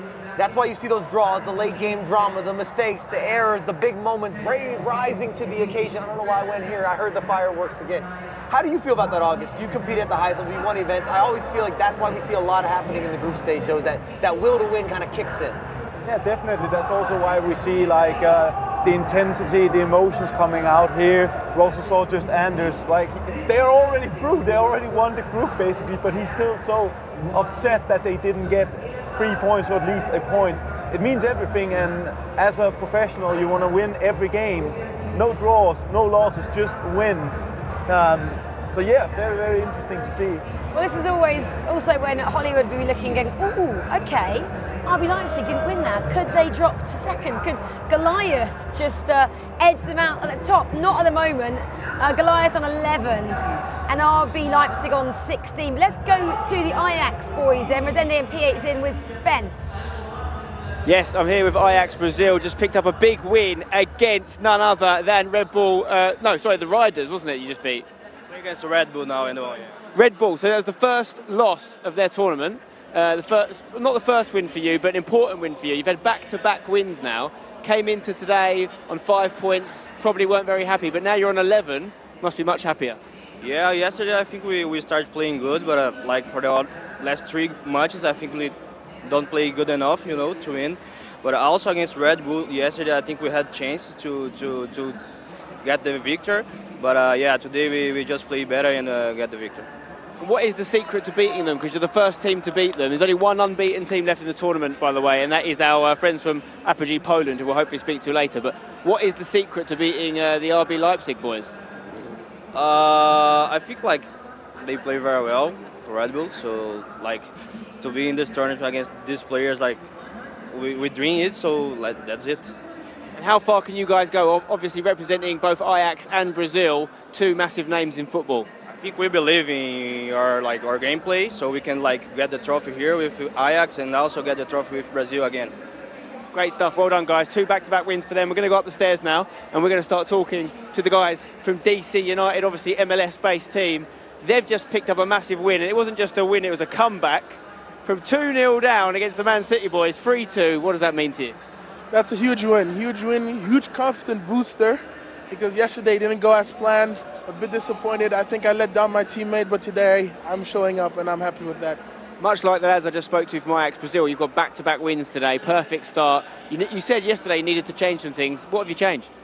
Honestly, it's mostly like mental. I felt like mentally I was letting myself down, doubting myself. I know I have what it takes to win here and be the best, so I just need to trust myself and let the process go its way. Trust the process. Good words indeed. 2 teams absolutely loving life here on day number 2. I know Mike LaBelle's very happy with that DC United win as well. Back to you guys. Huge win there, King CJ said. You said he changed things around mentally, Mike. That was interesting, wasn't it? I think it's a huge shift for Manchester City, but also I wouldn't say that DC United is going to be a team that's full of goals.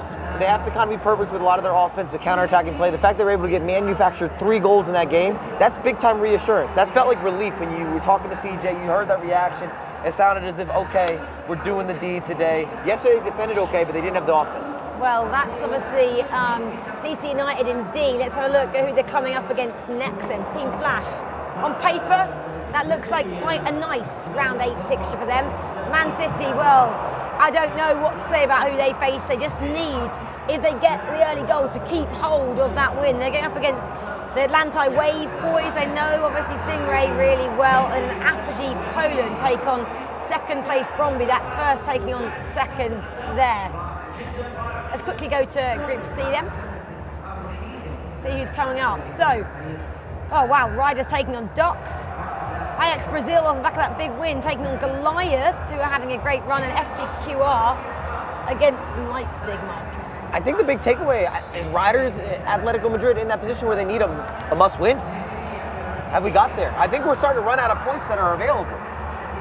I said this about 45 minutes ago, but they're still getting through. They're both on 7.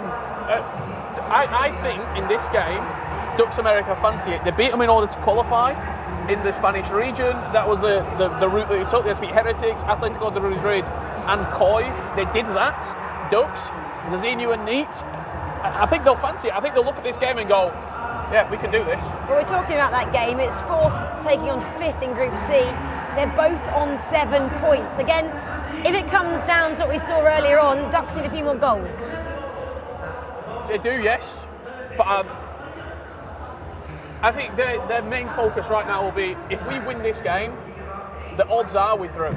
Well, SPQR as well. They're not out of it just yet. I know they're up against Leipzig. Leipzig on the back of a bad result against another Brazilian team. Maybe the Brazilians had to beat them.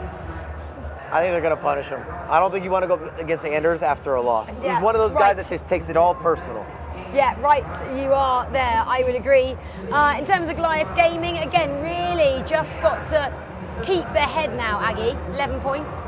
Yeah, it's looking very promising. I mean, they're almost there, but that can also be the hardest part when you're so close to advance from the groups and you're just thinking, just need those last points. You can start to get a bit too eager, start to take some more risks. They just need to continue what they've been doing so far because it's been great. What does Venny tell Ryan and Shells when they're taking on Atlanta Wave? What does he say? What does he have to say now? If we score first, keep the ball. Yeah, but They haven't been doing that, so that doesn't work, Brandon. At this point, I just think there's going to be a lot of mental doubt maybe. If you're going up 2-0 in games and you're throwing it away, they need to just have a bit of a check with themselves. Look, we keep qualifying for this tournament. Back yourself. You come out of one of the most difficult situations in terms of their region split. I think they stopped Team Hullet, FC Twente from getting here. Back themselves. They're here for a reason. They keep scoring goals and getting in front. Defensively, lock the door.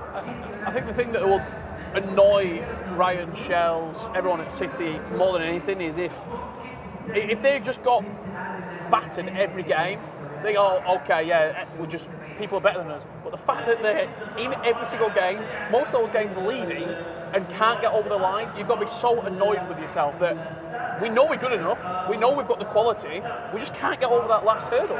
And I still look back on the Bromby game. There's no excuse there. They have the ball with the goalkeeper. It's the 90th minute. Take one more dribble and then clear it. No chance for a counterattack. That's what everyone's doing here.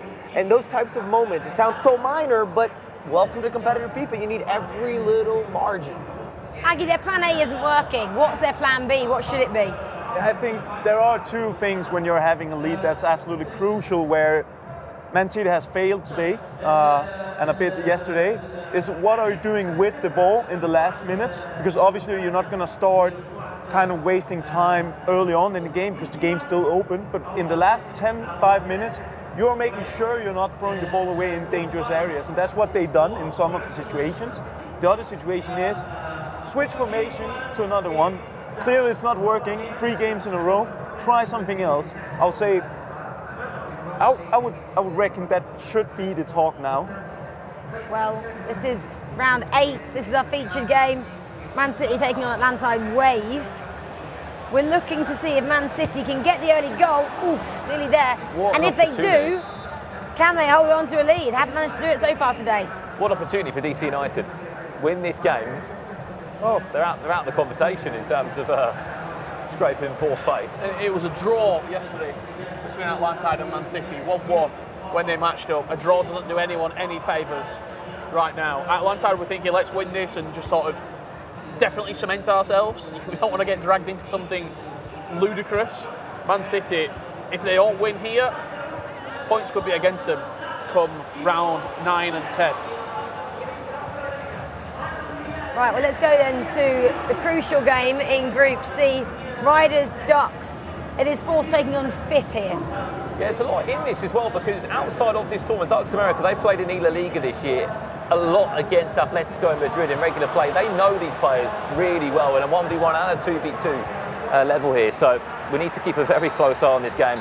Atletico Riders desperate. I mean, both are desperate for a win, but more so Riders just haven't had a good start today. I feel like Ducks America, though, they've got such key players in their squad. A bit like a Man City, such experienced players that haven't found their rhythm here, Mike. It's also a 2v2, it's a little bit different. We're talking about the success that Zinho's had in the past. That's a 1v1 setting. We talk about a lot of the recent success from Neat and with La Liga, also what he was able to accomplish in terms of even E-Champions League and going through the playoffs, getting himself into different positions. Even though the playoffs didn't necessarily work out for him, but he's been on the cusp of kind of that next step, and I still think he's growing. I don't know how everyone interprets it, but I feel like he's getting a little bit better every year. So young still. So young. I think he's like 18, 19, and he's won 2 La Liga titles, stupid amounts of prize money. Top 8, E-Champions League again. And it was looking good. It was looking good in a lot of that. And remember how young these competitors are. There's so many people that are taking part as well. We look at pro players. How many pros do we have in the scene? Realistically, we got to be over 200 maybe between all these different organizations and teams and guys that are like right there that are competing in FGS. Well, Ducks a little bit on the counter, kind of stalled a bit. So on that note, we'll go over to Flash DC United. This will just keep the momentum then, wouldn't it, with the boys from America and Canada here. I mean, it's also a game that if you look at the group for DC United, you go, yes, please. We'll take on Team Flash, bottom of the table. Not really picked up many points. Yeah, we'll have that game to potentially qualify and do the business when you need to. It's worked out really nicely for DC United. You don't have to win every game. You just got to win at the right times. Well, there's big storylines to unfold. We could go to RB Leipzig's game first if possible. You said about not annoying Anders Vergang, because he'll be outscoring goals and griddying you, as he did just against SPQR. Well, we can give you an update on that one. RB Leipzig leading by a goal to nil. But the bigger story, Man City and Landside Wave. We'll go to the RB Leipzig game first and show you the goal that we missed. SPQR just not dealing with that pressure from RB Leipzig. Maybe a fortunate bounce back, but it was all about that skill move exit into the griddy. RB Leipzig lead that one by a goal to nil. And then here, Man City, if you're a Man City fan, close your eyes, because Landside Wave are leading by a goal to nil. You haven't even managed to get the lead in this one, have they? Atlantic Wave got first blood.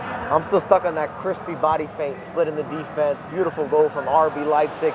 And I'm telling you, we've all been a part of it. You don't want to make Anders mad. He even went after Kyle Walker. He didn't like what he had to say. He was yelling at him during the game. Yeah, that was when we were in Istanbul, of course, the Champions League. He was shouting in the face, I believe it was Oberon, wasn't it? When he was up against Oberon. He was going after everybody. Tuga had brought his family. He went after Tuga's family. Well, he's a very fiery performer. And is very young, first proper competitive year. He's still learning, but we do like it when he gets really worked up. It does just bring out his passion, doesn't it? How important FIFA is. You know him more than us, Aga. You've played with him, you've played against him. I certainly know him. I mean, we've been playing at the national team, and it was practicing matches. And what's it like when that happens, when you concede 1-0 to 1-1? How do you actually team with him? Like, do you just say, you just do whatever you want, I'll just try and keep with you? You have to, don't you? I mean, as far as I remember, it was his first, when we played together, it was his first kind of participation with the national team. And obviously there's a mutual respect between all the players that are there. But we also know that, like, we have to try to find a way to make him play his A game, because his abilities are, at least in our opinions, in FIFA 21, he was by far the strongest player. So I just try to settle in, kind of. But yeah, definitely, he's a special character and he's still very young. So I'm looking forward to see his journey. Half-time then, Ajax Brazil on the attack. Oh, well defended. What's wow, that is top quality defense, because the extra passing, the reading the game, just spectacular. Well, let's jump back into a game which had a bit of action, Mike. You'll be happy with this one. We got DC United working in a couple ball rolls, make me smile. Green time finish outside of the boot, 1-0, 35th minute. We're cooking. Well, and it's dinner time right now. I'm just throwing it out there. Well, if it's dinner time, what are these having for the main course? A little tap in. And also, Mike, we spoke about it before. You mentioned this, like, sometimes when you get a big result, like a last-minute winner, it starts something for you. Like, it kicks something out. You start to get that momentum, and maybe that's what we're seeing with DC now. I just throw it back to that Spen interview. You could see a smile. You could feel a different energy, a different aura around King CJ from yesterday. You need a big moment to go far. You knew they were going to get the results. They're carrying that energy, as you're saying. They're carrying that momentum. And mentality is so important in competitive FIFA. It might be the most important thing. Everyone has the ability at this level. It's a matter of who can put it together in those key moments. Go under the radar a bit as well. It's nice, possibly, when we don't talk about them too much. A little bit less pressure on DC United, just going about their business, Brannon. Well, I think the one thing that we don't know about DC United as well is that this year they beat Complexity to qualify, but last year they lost in the qualification game for Copenhagen. So the fact that they've come on a year from that, with that heartbreak from that qualification game, and put it right and got here, I think it means a lot for them to be in this 24. And they've also got to keep up with the Atlanta Wave, because they're winning as well. So it's third and fourth, just keeping up with each other here, not letting someone get too far away. Back on Riders, sure, yeah. Ducks. There'll be a lot of people at home saying, Tuga, what's happening with Tuga and Donny, current champions. This result doesn't really help either of them. A draw doesn't help anyone at this juncture. I feel like it would be very typical Tuga and Andoni in the last round to score a late goal to secure them top four. And if we can, I'm just making a request. I know it's not a high-scoring affair, but I want to know what happens. I need to see what's going to happen. We need more of this gameplay between Ducks and Riders. This is a real decider for this group to have a degree of separation. They stay, don't they, in fourth and fifth on 8 points if it stays like this. We can watch this for a short while. We can bring you some scores just verbally from around the other grounds. Not much happening there. It's all on the defending champion. All eyes are watching this match.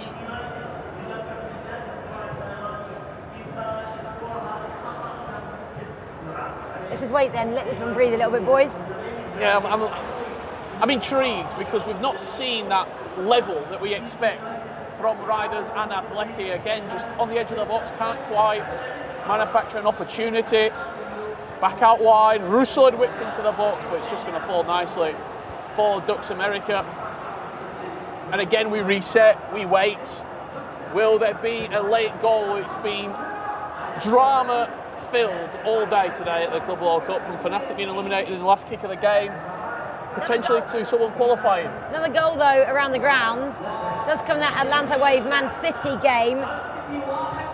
Looking to return the favour for a lot of their opponents, Man City, after leading for majority of their matches. Not enough, though. Not enough for the boys at the moment. I mean, in terms of a point, they need two. Yeah, they have to pick up all three and pick up the victory. Yeah, exactly. Especially with DC United winning as well. And Atlanta, both winning at the moment. I believe. Oh, that's obviously a draw for them, but you know, points getting away from them elsewhere. Do you want to stay with this, or do you want to go back to Riders? Let's head back over to Riders, Dux America. All Spanish affair, you could say. Which you saw Riders Atletico Madrid lifting a trophy not too long ago. That was at Portaventura World in Barcelona. I've been there before, it's nice, isn't it? Yeah, I had a day around the theme park the day after. It was for the La Liga Cup. They were victorious, beating Heretics in the final in a great two-legged matchup. So they've lifted trophies already this season. The one they want to get their hands on, the Club World Cup, for the second year in a row. As it stands, might be getting grouped. Well, Leipzig, then I just saw in the corner of my screen, they've just got another goal in their game. Time is ticking. Pretty easy. We can see another goal then for Leipzig over SPQR. A lot of space to work with. Too much space. Little ball around the goalkeeper. Extends the lead. 3-1 for RB Leipzig. And again, kind of refreshes that they're still leading this group. They're still the team to beat.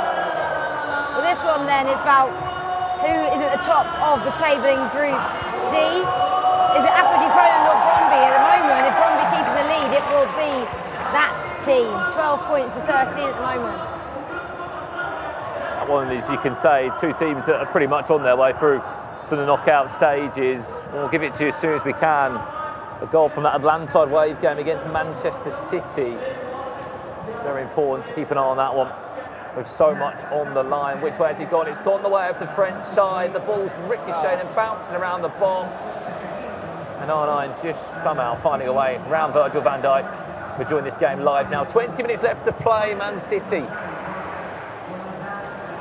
desperate for something out of this game. Desperate for something out of this game. Not a point though, Brandon. They want 3. They've got to have 3. Only 2 games left after this, 6 available points. They need some more points on the board. And you feel for City too. I know we've been kind of critical of them, but this is competitive FIFA. Shells and Ryan Pessoa are 2 of the most likable guys on the scene.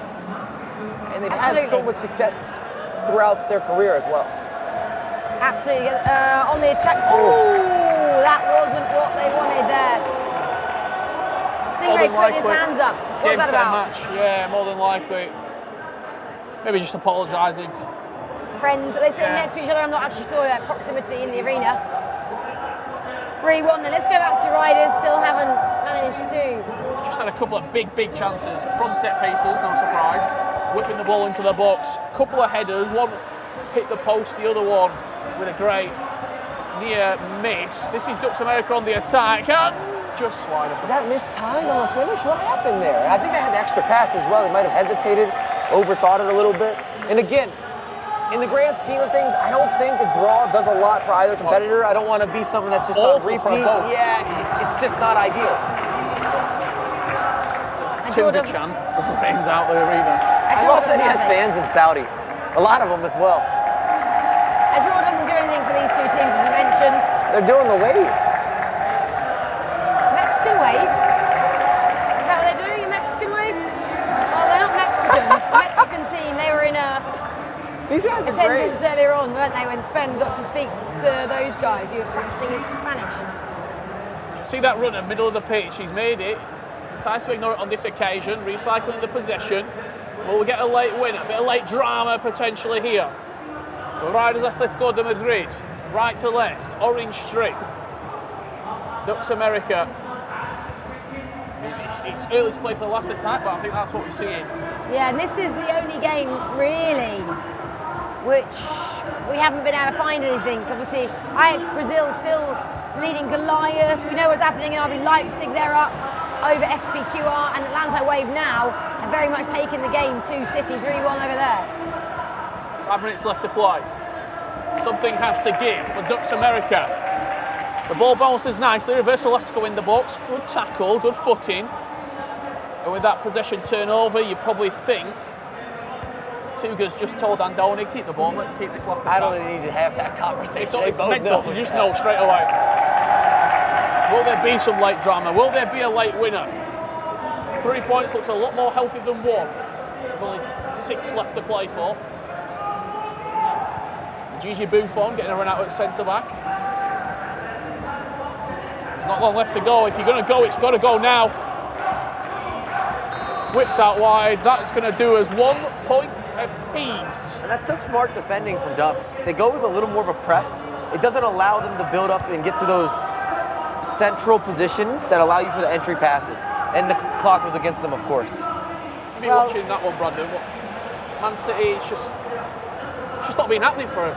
Yeah, I've been keeping a close eye on 2 of the games. I mean, more importantly, DC United are going about their business very quietly. They're 3 minutes away from a 1-0 win. But for Man City, it's looking pretty bleak right now. You can pretty much confirm Atlanta Wave are going to be seeing this one out. 2 minutes on the clock plus additional time. Gets to a point for Man City when they look back and think, if what maybe could have been. Big goal then over here for Ajax Brazil. They're 2 goals ahead now in their game against Goliath Gaming. And we've got an incoming Kareem the Dream. 2v1, a lot of space to work with. Ball roll, find the angle. Does indeed. Goalkeeper movement gone wrong. Near post, they double their lead. And remember, Ajax is just coming off beating Leipzig. Again, they're carrying that momentum. They're carrying that type of energy. They're carrying that vibe. Well, quickly then, just to confirm, Man City then do lose that game. Unfortunately, they couldn't ever make a comeback there. Aggie. Yeah, and I believe we also have the only unbeaten team left in the competition. Just won't give up. They won't lose. Because I believe we have a goal for FIFAe Poland, who strikes back again. We've seen them come back so many times now. They refuse to lose a FIFA match. They do, and that was a 1 apiece between top and second in that group. Full-time results from around the grounds as well. Mike LaBelle will be happy. DC United back-to-back wins confirmed from those guys. They pretty much are in the top 4. You can't lie, with not many games left to be played. A massive 6 points back-to-back. Yeah, massive points for DC. Mike's happy, Richard not so much after Man City got a loss there. Well, that's 8 rounds then. The picture's completed just about. FIFAe Poland and Bromby, they're still just seeing out that game, I believe. They're not quite finished, but great close encounter between those 2 teams. I was just looking at the groups from last year. You might like, Richard, where you're going with this. Ajax are on a move right now. Last year at the FIFAe Nations Cup, Brazil were terrible on day 1. They picked up 10 points out of 12 on day 2 and flew through. Pretty much the same roster. Granted, Resende's there in the coaching position last year, but PHC just does not know when to die. Yeah, exactly. Well, talking about that, we've still got another goal, I believe, in that Poland-Bromby game there. 1 more goal for the team in yellow. Something happened. I saw August's foot started twitching. Whenever I see that August's foot twitch from across the way, I know that Bromby's done the business. They've done something, and they've made it late. They made it great. 84th minute. These guys are offensive and offensive. It's just a joy to watch. It's got to be said. And now the Saudi locals here, I think they're just becoming fans with whoever is in the driving seat. They just love it. They just love all of the action and the drama that we are treating them to here today on day 2. It is pretty exciting. Well, FIFAe Poland then, and Bromby. Looked like Bromby were going to take that one 2-1. I think got a couple more minutes to go, 6 more on the clock. Aggie, enough time for them to keep hold of this lead here? Yeah, but I mean, they still have a shot, and the history will say that Apogee will get a chance to come back here. But I mean, let's see if it's the curse of the commentator. We've seen it so many times today as well, especially referring to you now, Mike. I didn't talk on this one. I'm not coming into the curse. Follow this. They decide to just kick the ball when there's a different way.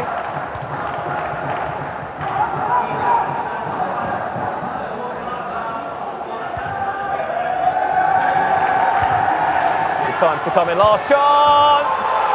Commentator's curse, there you go. Threw it out there. That was not my doing. August made that happen. These guys won't lose. These guys from Poland won't lose. Look at that. I think they're a fan of all the clubs. I think they're just cheering for everyone now, Aggie. Yeah, you're right. Oh, great result. I love these guys. Apogee Poland to make a comeback. That is something special. They say then, don't they, at the top of the standings in Group D. Sorry, look at them. They look like they have had an absolute workout over there. It was great to see them make a comeback. We thought that game had completely been done and dusted there. It wasn't to be. Well, Spencer, have you got have a time for them to catch their breath? What are they going to say about that? I thought I was about to say to them, guys, you finally lost the game. But no, they don't know how to lose. Like Mike said, just come in here now, see if we can get a word with the lads. Guys, you don't know how to lose games of FIFA, do you? You just keep finding ways to get points. Yeah, that's true. We actually didn't lose any single game. We're drawing a lot, but we're still unbeaten. So you're the only unbeaten team in the whole tournament. Should people be looking at you as a potential winner? Because I know you're drawing a lot, like you said, but when it gets, you're going to get out of the group now. When you get into knockout football, 2 legs, not being beaten and getting draws can be quite a good skill. Yeah, that's true. If we will not lose a game, we will not. We will be world champion. So that's fact. Let's keep it up, and yeah, that's it. Is there a bit more pressure on you now because you're the only unbeaten team, because you're top of your group? You know, it's a good group. You're keeping people like Bromby, who just drew with Atlantide Wave behind you as well. You've got some games to go still, but should people be looking at you as a tournament favourite? Maybe not. I would not say that it's a pressure. It's building a confidence that we didn't lost. So yeah, that's the fact. If we keep it up, we will win the next games. We have 2 more, so we're looking for 6 points. Well done, guys. That would be an amazing story if they can finish the group unbeaten. No one's done it here. I'm going to go up there now. I'm going to head up to Atlantide Wave, who have only lost the 1 game. They're sitting joint second. There's actually a couple teams on 13 points, 3 teams to be precise, on 13 points in this group. So it's still very much up for grabs. And the Apogee Poland are only on 14 points. We've got Stingray here. So you only dropped the 1 game earlier today, but you're still looking very good. 13 points. There's 3 teams on 13 points in your group. And Apogee Poland just ahead on 14. The group's there to be won still, isn't it? No, of course. I mean, like I said, it's a disappointment if we don't win the group. We've not played our best today. We beat the best team in our opinion here in our group. So who's that? Man City. I'll be honest, everyone else. I don't want to be harsh, but no one's as good as them. You say Man City?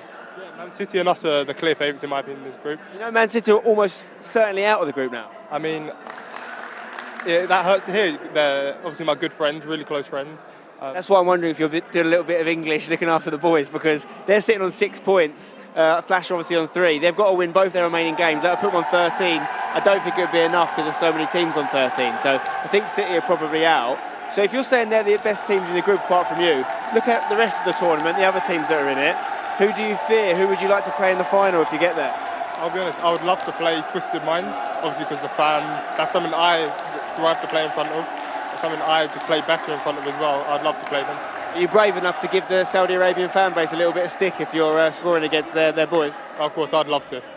Watch this space. That could be what Atlantide Wave get up to. They're probably going to get out of the group. I think that's fair to say. The top 4 of that group's probably decided now. But who's in what positions from 1 to 4 is completely up for grabs. And that is important when it comes to seeding in the knockouts. Back to you guys. Yeah, thanks, Ben. Well, that was interesting, wasn't it? What Stingray was saying. Man City, he thinks, a favourite in their group, or were favourites in the group. Obviously not. Sitting on 6. In terms of performance, they may be a great team. They can't perform. No, mathematically, it's not possible. They're done. No, he wasn't saying they were going through. He was just saying he thought they were one of the best teams in the group, which maybe they are on paper, but they haven't ended up like that, have they, in Group D here? Man City, like Ben said, possibly looking like they're going out. 6 more points. So that would take them, well, they are going 12, out, would take to 12. They're out, yeah. They're going out, so I don't know why he was bigging them up so much. Again, he said they were friends, so he's obviously just giving his friends a little English bit of connection. English connection there. Group C then, RB Leipzig have lost a game, remember, on their way to 19 points. Brazil, they were responsible for that on 14, Goliath 11. Riders still in contention, 8 as a Ducks. Both got a draw, didn't they, against each other in that last matchup. SPQR Still in on 6. Still in it, SPQR, yeah. That group, I mean, you would say Ajax probably through. Not mathematically, they still get caught potentially, but the chances are they're through. Goliath game in, just going to get one more win. One more win and you're in. And then it's 3 teams for 1 spot. It's going to be electric these last few games. Group D then is completed. It's about where they finish in terms of who finishes in the top 4. It's all about Group C then, as Lee just joins the party here. Lee, you just missed the standings. That's fine. Group D is completed pretty much. It's just where they finish. This is the fixtures then in Group D. So I'm looking at DC United there for Mike against Apogee Poland, who are still unbeaten. They were just saying there, yeah, great day at the office for them. I can only be transparent. My focus is completely on Group C now. I want to see how it kind of finishes up. We've been building, myself included, majorly, the initiative with Tuga and Doni. They might not do the deed on paper. I'm still sticking by them, but there's some question marks. And that Riders game, Ajax's massive game, Riders on 8 as a Ducks, the top there, Leipzig. Both really tough matchups there though, Lee, for both those two that are still waiting to see who makes it into the top 4. Yeah, I kind of feel for Riders that they're getting away with it right now because Ducks and SPQ are kind of limping along and they're just limping over the line into that 4th place. I feel that if one of these teams steps up, I mean, Ducks that's a hard match for them straight away, Leipzig. But I feel if one of them can step up in his last 3 games, there's a chance that Riders could slip out.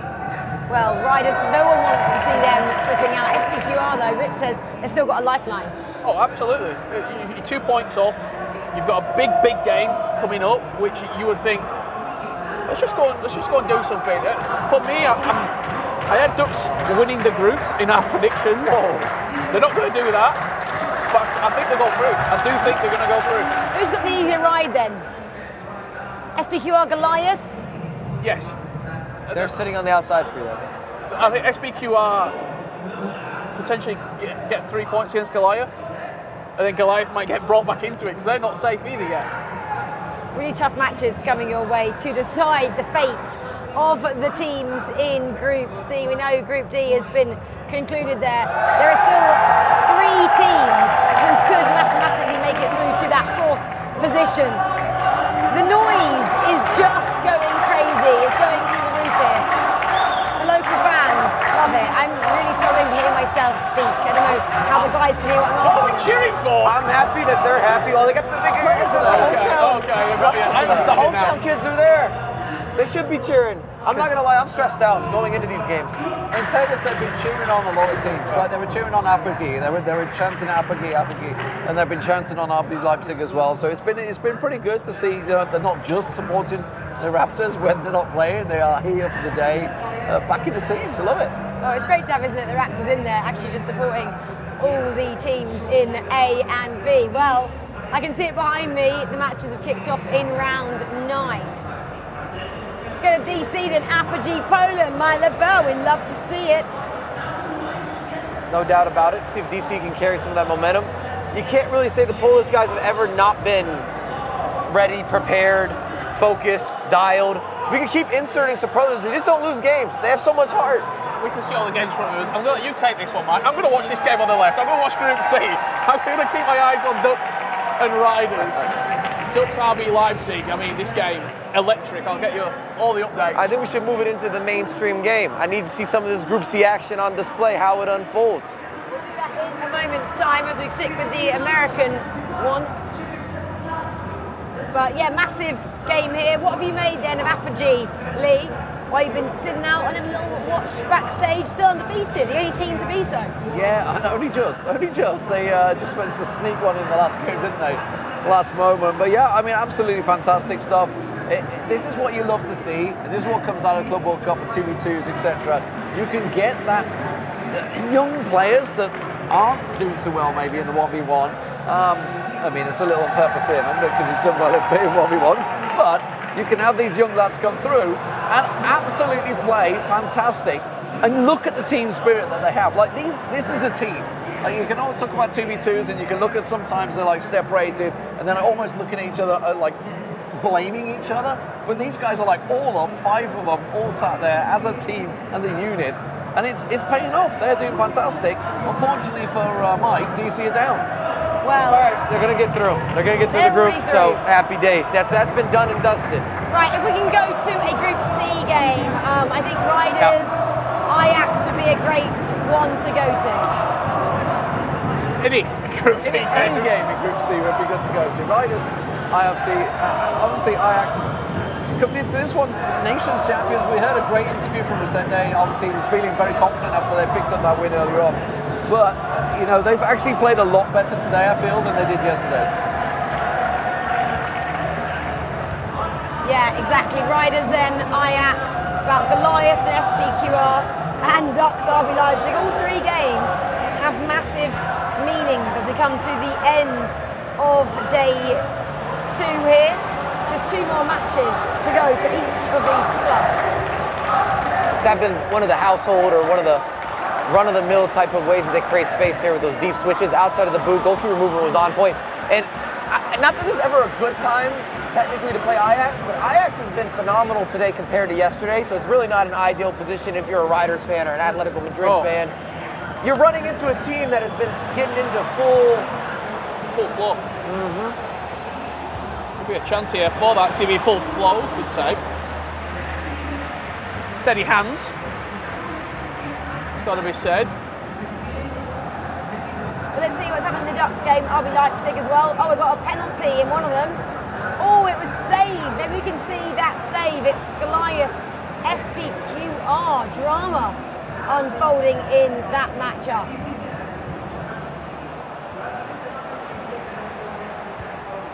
It's headed over.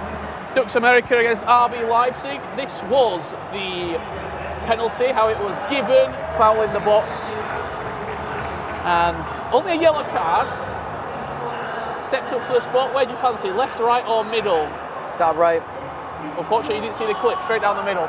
Keeper saved it, and SBQR with a big opportunity to go 1-0 up, squandering their chances as we head back into live gameplay here at Ducks America. I wanted to make you look good, Rich. Thank you, anytime. It's a working partnership. I feel like that's been the story of the group for SPQR, because I remember talking about them against RB Leipzig. They were the better team in that game by far, and they ended up losing 1-0. Just a one counter-attack that came out of Leipzig. They had so many chances. They hit the post multiple times in that game, but just couldn't score. You've got to feel they have to get something against Goliath. I mean, they're on 6 points. This is a tournament do-or-die moment for them. Yeah, it really is, isn't it? No time for draws. No time for draws. You're the anti-draw. We talked about it on the first day. A couple D's on display. Dangerous draw if you don't want to see that. Well, Tex hated that, didn't he, earlier as well? He said, I hate a draw, hate it, hate one leg of FIFA. I'm good at knockouts. Didn't make it to knockouts, did he? Fortunately not, Fnatic. If you are joining us for the evening session, eliminated from the tournament. This is very dangerous. Free kick, edge of the box. RB Leipzig over it. Couple of runners. Little one to the side. Huge, huge footing for Ducks America to keep this tie level. And very, very tight games everywhere right now in Group C. Definitely aware of what is on the line now for these teams. Oh, nil laggy. Yeah, no goals yet. We had 1 goal in all the matches? Yeah. All 6, just the one. That came from Apogee Poland. This is often the case. When you get into the nitty-gritty, things get a little more cagey. Every point matters, every opportunity, every possession, every defensive step. Sometimes teams get a little more passive as well. They're not as aggressive. They don't want to make the mistake. They go a little more risk-averse.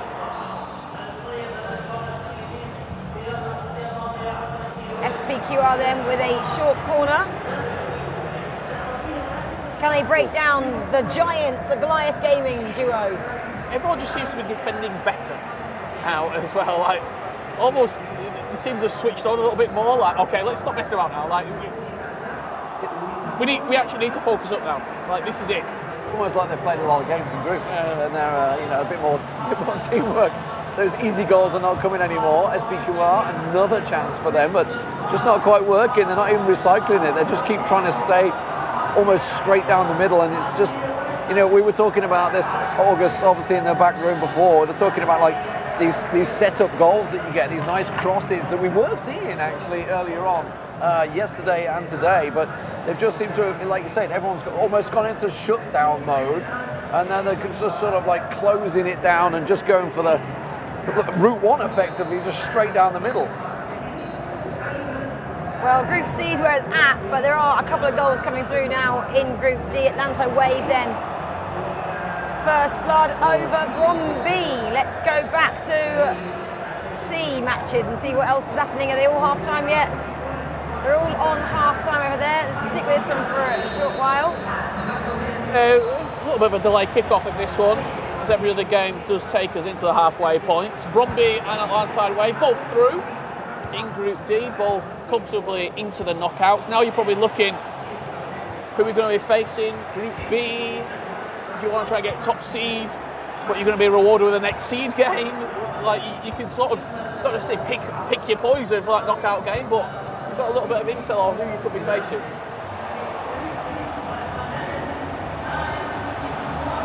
Bromby inside the box, great play. I mean, another team, I know Bromby have got a great history in this tournament, 2 wins, E-Superliga victory as well back in the day. Very impressed. I mean, they somehow always find new talent and make them grow. Yeah. They had the likes of Tinko and Fredberg before, which was their household names. They had Ustun as well. Then the new generation came with Klenge. He came from the academy, and he went on, I believe, becoming second at the playoffs. Yes. Qualifying for the World Cup, qualifying for the E-Club World Cup, then decided one way, Lasse, who also qualified for the World Cup last year. They're always finding the talent, and then they put the last percentages on them, giving them the mental tools in order to grow throughout the competitions.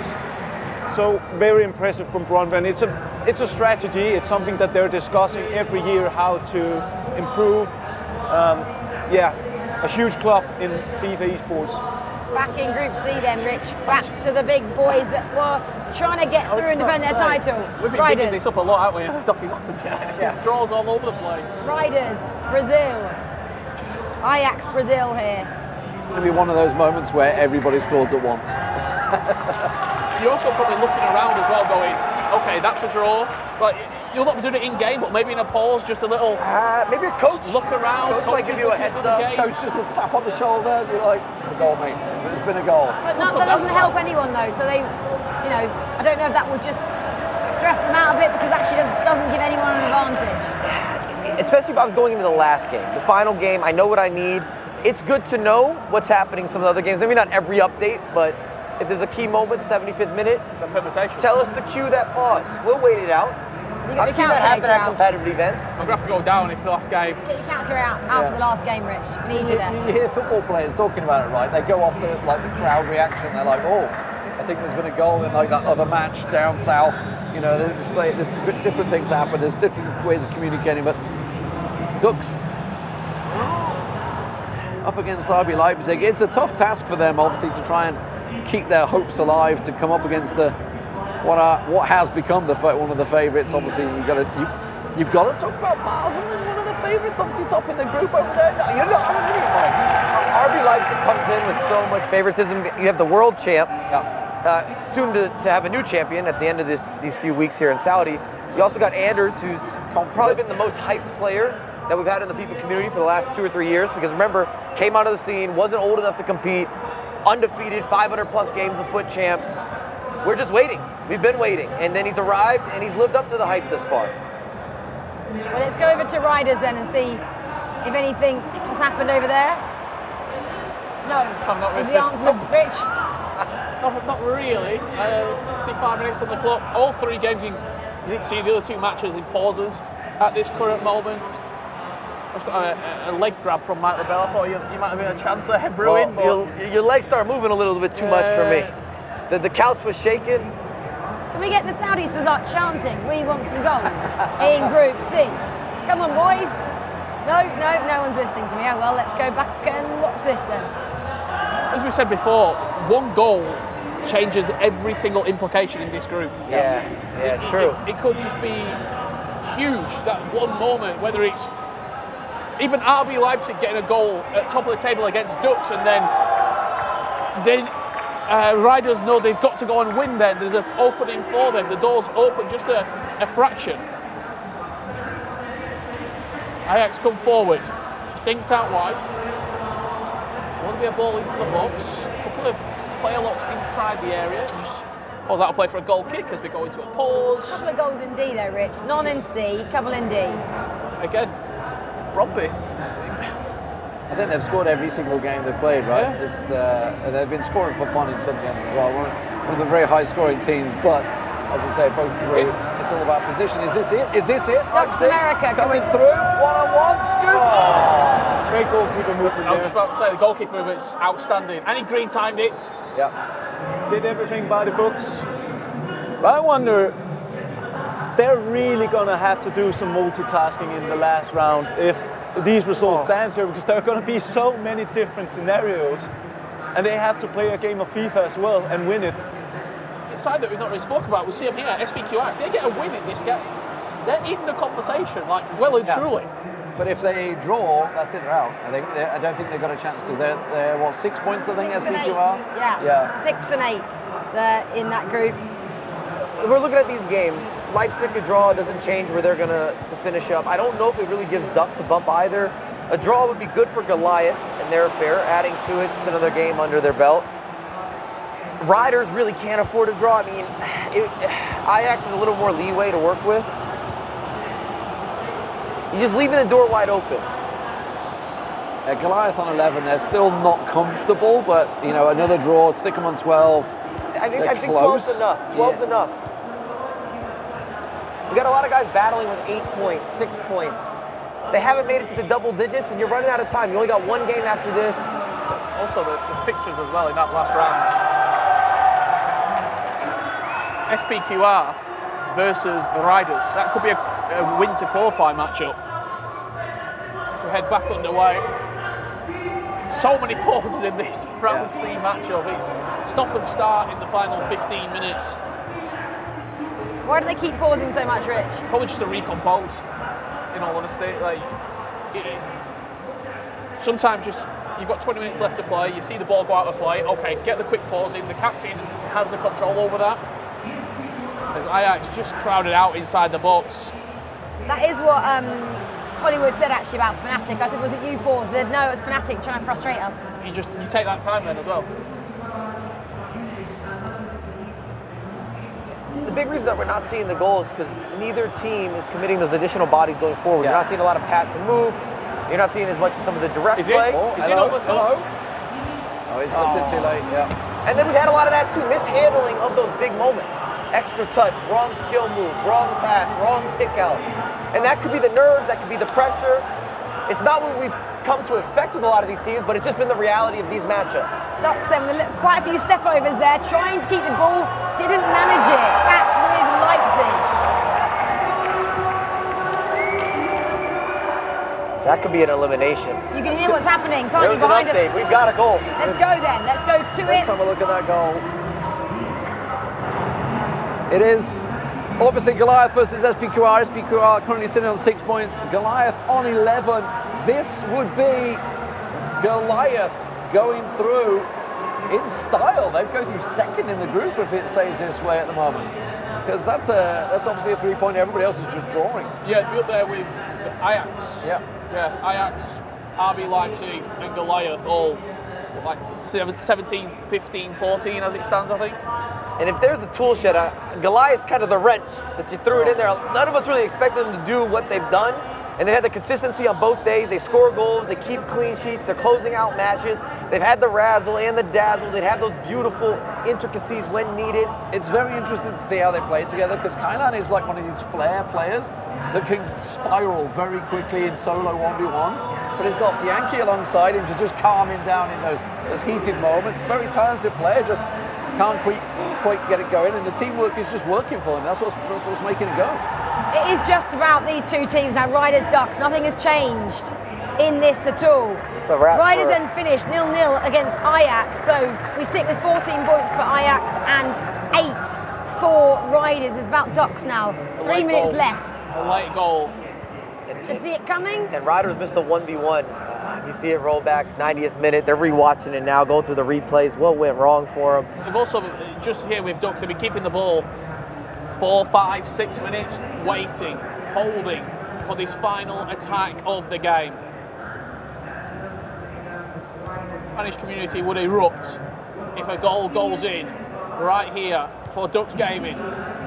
Out wide, couple of step overs, getting to the byline. You take a corner if it falls to you.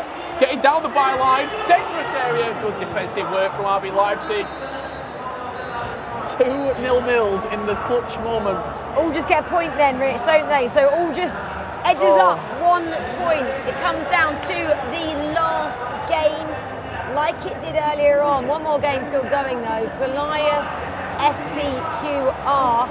If they don't find a point, the Brazilians, I'm afraid to say they are going home. Even with a point, I'm not sure it's enough once they're going to get to that point. I mean, mathematically, I think it is possible. It would be 9 and 6, right, or 7, something like that. Something around that lines. But either way, Goliath, 14 points for them. Nobody had that down at the start of the tournament. Nobody had them. This was the group of death. Oh, but SPQR in the dying moments get the through ball they were looking for. Massive, massive goal to keep their tournament hopes alive again in the 90th. It gives them a lifeline as well. It's tricky because you're going to need help in other games and other results. No, they're actually in the race. Yeah, because 7 they points. put it in Riders in the last game. Oh my If they win, goodness. they go to 10. Riders are stays on 9. Yeah. What that did, it didn't change anything. They all didn't, just got but it 1 put them point. in- it put them in the race. They all just got 1 point because they were all draws. So no one actually got anything advantage on anyone else. That's what happened there. Nothing. But if I'm not Absolutely mistaken, nothing. does it not drag Goliath into the danger with 12? Because if both Riders and Ducks win, does that not possibly put them in a... Yes, Goliath are on 11. Goliath are on 11, but in terms of the bottom half, they stay as they were going into this, all different points. So now it is just 2 points between 4th and 3rd, which is Goliath. Yeah. So they're not safe. No one's Because safely. No one's safe. Is that updated? Goliath will be on 12? They'll be on 12. They'll be on 12, and then the other two are Well, on let's 9. have a look here, Mike, at these standings. Help me. Help me. Help me. We'll help you in a short Let the while. graphics guy, give him a moment. Give him a moment. I need it ASAP. We need it ASAP. We're doing permutations Let on me this give side you of the them. couch. Let me give you them. Calm couch. So, RB Leipzig are on 20. Ajax are on 15. Goliath are on 12. Riders are on 9. Ducks 9. SPQR 7. So in theory, Goliath could go out if both Ducks and Riders win. Well, then it deals with head-to-head, goal I mean, difference, permutations. I told you the P word, permutations. Totally confused right now, but there's lots still happening after this ninth What you got for us, match. Rich? Richard Rich wants to Buckley's got talk. the calculator Rich wants to out. talk. Rich just goes permutations ready. I've just been looking at who they're going to play. Yes. As well. Please give us the schedule. Ducks versus Ajax.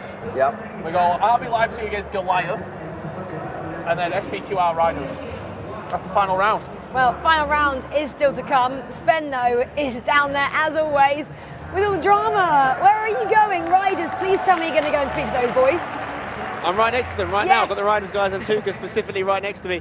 They play SPQR in this last game. SPQR have to win, but it's probably fair to say you have to win as well. Yeah, if Ducks wins this game, we have to win the game. We are now in 4th, but we only depend on us. That's the only thing that is positive right now. But I think we are going to make through. If we play our game this day, I think we are going to the knockout stage. It's essentially a knockout game, isn't it? And listen, something we know that you're very good at is making yourselves hard to beat, being very patient on the ball. Is it fair to say you haven't won enough games though this group stage? You've only won 1 game so far. Lots of draws, but that's not enough. Yeah, exactly. The draws, it would be better that those draws were mainly, or some of win, some of lose, because we get more points. But it is what it is. The past is the past. Now we are focused on this game, and we hopefully to win the game. Do you need to change something to win this game? Is it a case of actually coming out your shell and being a bit more offensive in this match, or is it sticking to your normal routine? Yeah, we're changing a couple of things. I think the mainly thing that we need to get is the first goal. Because if we score the first goal, I think the anxiety, some of the nervous will just leave our body and we'll play naturally and we'll get a win. Okay, best of luck to the reigning champs. Let's not forget Riders. Now we're going to head over this way and we're going to talk to the guys from Ducks, because they're obviously implicated in this whole thing as well. They're also on 9 points, as are Riders, so both teams need to win to get 12. We're going to talk to Zizinho quickly here. Very tense moment, I know, Zizinho, going into this last game. You need a win, really, don't you? Yeah, we do. That's the only option, and that's what we're going for. We know Ajax is an incredible team, but we have to win. You've won more than Riders. They've only won the one game, but they've been drawing a lot of games. Like, do you find that something about their play style that worked very well for them last year? They're hard to beat, but they're not maybe scoring enough? They're hard to score on, I think. They don't score many goals, but you know, they were the world champions last year. So if that's going well for them, then that it's fine. But today we couldn't score any goals, I think, and that's what made us be in this position right now. Yeah, you haven't got a win today. Your form yesterday was a win, loss, draw, loss, win. You finished and opened with a win. But like you said today, 2 losses, but then 2 draws to bounce back. You need a W now. What are you going to do to get that win? Yeah, I feel like we're not playing bad enough to have these results. I think we're confident, we're playing good, but something is not clicking in front of the goal, and I hope that in the last game it goes well. Best of luck to Ducks America there. We've got a lot of teams on single digits. I think one thing we know now is you really need to be getting to 10 points minimum if you're going to be getting out of this group. In this case, they need more than that. I think they need 12. They need to win their game because they've got Riders breathing down their neck. Whatever happens, someone big is going out. Let's find out who. Yeah, exactly. It's always great to hear from Zizinho then and Tuga as well. 2 massive players there. So much still at stake in this last round of fixtures. 3 points between 3rd and 4th. That's Goliath and Riders there. Then Ducks also on 9 and SPQR on 7. Do you look though, guys, at yesterday's results? Goliath playing Red Bull next. Let's have a look at the fixtures as well. We kind of know what it looks like in there. The fixtures. So yesterday, Goliath took on Red Bull in round 5. They lost 4-0. Big comeback for them to right the wrongs of yesterday. SPQR then, they've got Riders. Riders beat them 4-0 yesterday. They will be looking at that with confidence. Ducks taking on Ajax. It was 1-0 yesterday to Ducks, so they got the better of Ajax. So actually, both Ducks and Riders won, then it'll take them equal. How do you feel about that? But neither of them are scoring today. They are struggling to make opportunities. You don't have that creative expression. It hasn't been part of their storyline. And I just noticed in theory here, 10 or 11 points might be enough for that group, which I said would be possible in one of the groups. Hey, don't you poke me, mister. Go on, Lee. Well, I just wanted to say, I think those are head-to-heads, and if you just showed what yesterday's results were, I actually feel we need to be looking at what Goliath's head-to-heads are. I feel like Goliath are in real trouble here. Honestly, if Ducks and what can I remember the name? Riders come out on top, then we're looking at head-to-heads because everybody's going to be on 12 points. And then, we saw what the referee discussion was in the last group. So Richard Buckley gets off his seat and goes down there to the arena to tell us exactly what's going on. I mean, yeah, that would be a bit similar to what we had, and then it went to head-to-head, didn't it, earlier on against Hollywood and Fnatic, because obviously goal difference comes into it a little bit, as does head-to-head. I think what we can take away from this afternoon, anything that we think might happen probably won't happen, and everything that we think is out of possibility probably will happen. SPQR will probably go for it. Mathematically they can't, so we'll go with that one. But it's not mathematical impossible. You get 2 losses and they get the bump up with the win.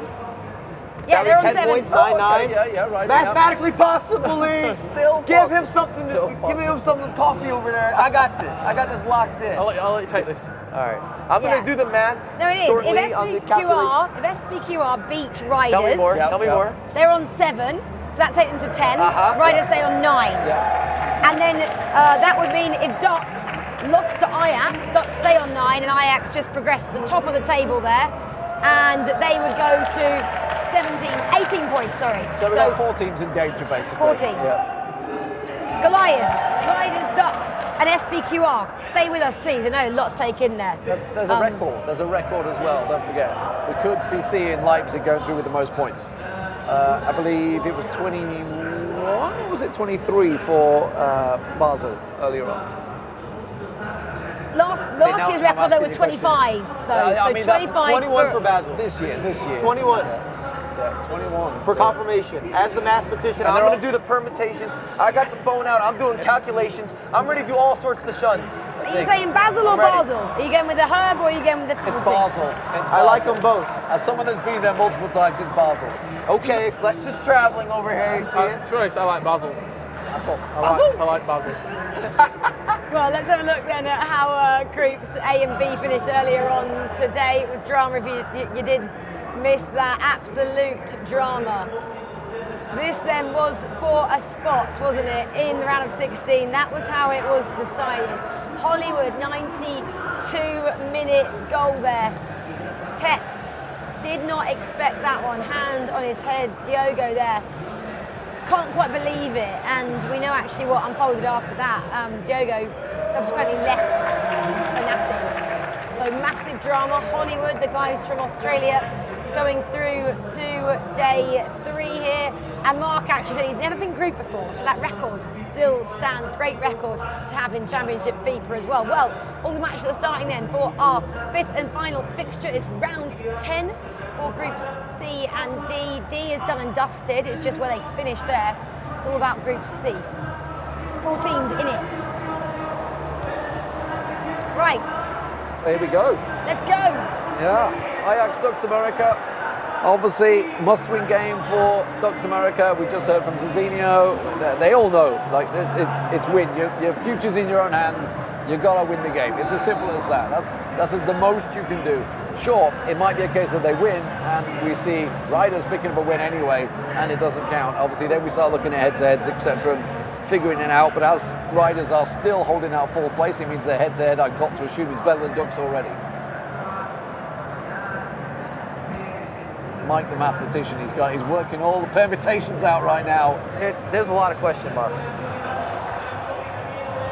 All the permutations going through, but for Ajax, and I think in this situation you can't really rely on just watching the others' results. Yeah. You just got to focus on your own Play your game. and make sure that you have done your job.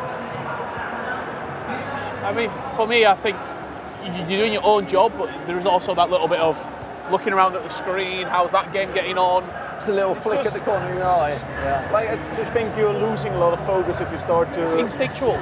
As soon as you hear a shout, what did I say? Do you, Aggie? The Fnatic game. I said that. Why? Because I had a similar situation myself at the E World Cup in 18, where we were like 4 players who were pretty close in the group. Unfortunately for me, I finished my game first, so I could only just sit and watch. But I decided together with my coach that I'm going to play this match. I'm going to try not to think about the other matches, just get the result that I need. Yeah, that's really, really crucial, Mike. You're looking at Aggie as if he says you can't do that, but if you're locked in... I got a big smile. I got a big smile on my face. You disagreeing with Aggie? No. I'm sorry, I just tensed up. Nothing happened, don't worry. Silence didn't mean anything. Riders nearly gave him a goal. Pass around the back. SBQR pressed high up the pitch and very, very nearly made them pay. Rich isn't my favorite captain, but I think I'm getting on the Rich ship. We're going to go for the most unlikely of sequences here. If SBQR is able to win here, they get those 10 points. It also eliminates Riders. And then if they get little helpers, Ducks goes down. They'll go through with 10 points, which would also support that 10 points would be enough in one of the groups. And there was a claim made on day 1. Even if Riders go through. I think maybe I'm voting for that now. I see the point you actually got around to now. Even if Riders go through, though, they're still not the same Riders that we saw last year. It's a reset. Oh, no. Surely a goal. Not a goal. They just can't convert. I mean, they're going for it, both teams. This is it's a bit of a change, going all in. It's what we expect to see, but SBQR obviously This is the danger when you're up against everyone that's just playing for their tournament lives. It suddenly becomes a little scrappy, and those little chances, you just sort of start snatching at them, chances that you'd ordinarily always score. Not the case right now though, but there has been a goal. We'll get to that in just a moment. SPQR pushed to the byline. It's going to be a corner for SPQR. No, off it goes. So goal then came from the goal between RB Leipzig and Goliath Gaming. RB Leipzig didn't particularly need a goal, but of course it was the German side who got one there. Goliath then taking no points at the moment. Let's hand over then to Brazil. We're on there now with Ducks America. There was a massive chance a moment ago, Rich. Yeah, there was. Ajax Brazil cooked him inside the box. It's got to be said, as Ducks come forward, Professor Lasco around the corner. I think that might have been neat. Doing a little bit of a shimmy and a shake. Unfortunately, ran into her body. That chance, they played the extra pass. He was pulling his leg back to shoot. And Ducks America just threw a body on the line, cleared the danger, and somehow kept the scoreline at 0-0. All two matches, the big games in this group. Ajax, Ducks America, SPQR Riders, both goalless as it stands. Yeah, we saw that, didn't we, in round 9 of fixtures. They were very cagey affairs. Aggie was speaking about it. He saw this back in 2018. He didn't really want to look around the arena there. Didn't want to take his focus off the task at hand. Yeah, and I will say that obviously it's a different aspect when it's a team competition. Mine was 1v1, so you obviously have your coach, you have you have support behind you who could notify you if it's very crucial that you get a certain, like a goal, or you just need a draw. So obviously that changes a thing, but still think it's important just when you're playing that you're only focusing on your own match. As there's not much happening. Oh, there we go, say that, as RB Leipzig just doubled their lead. Just scores from around in Group D, not that it matters much. Quickly give you those. Atlanto Wave 1-0 over Team Flash. Bromby 1-0 over DC. Man City Apogee 0-0. Gasps then over here. Every save now, every missed touch, every moment that you don't capitalize just means so much more for some of these competitors. In fact, most of them, biggest moment of their career this year.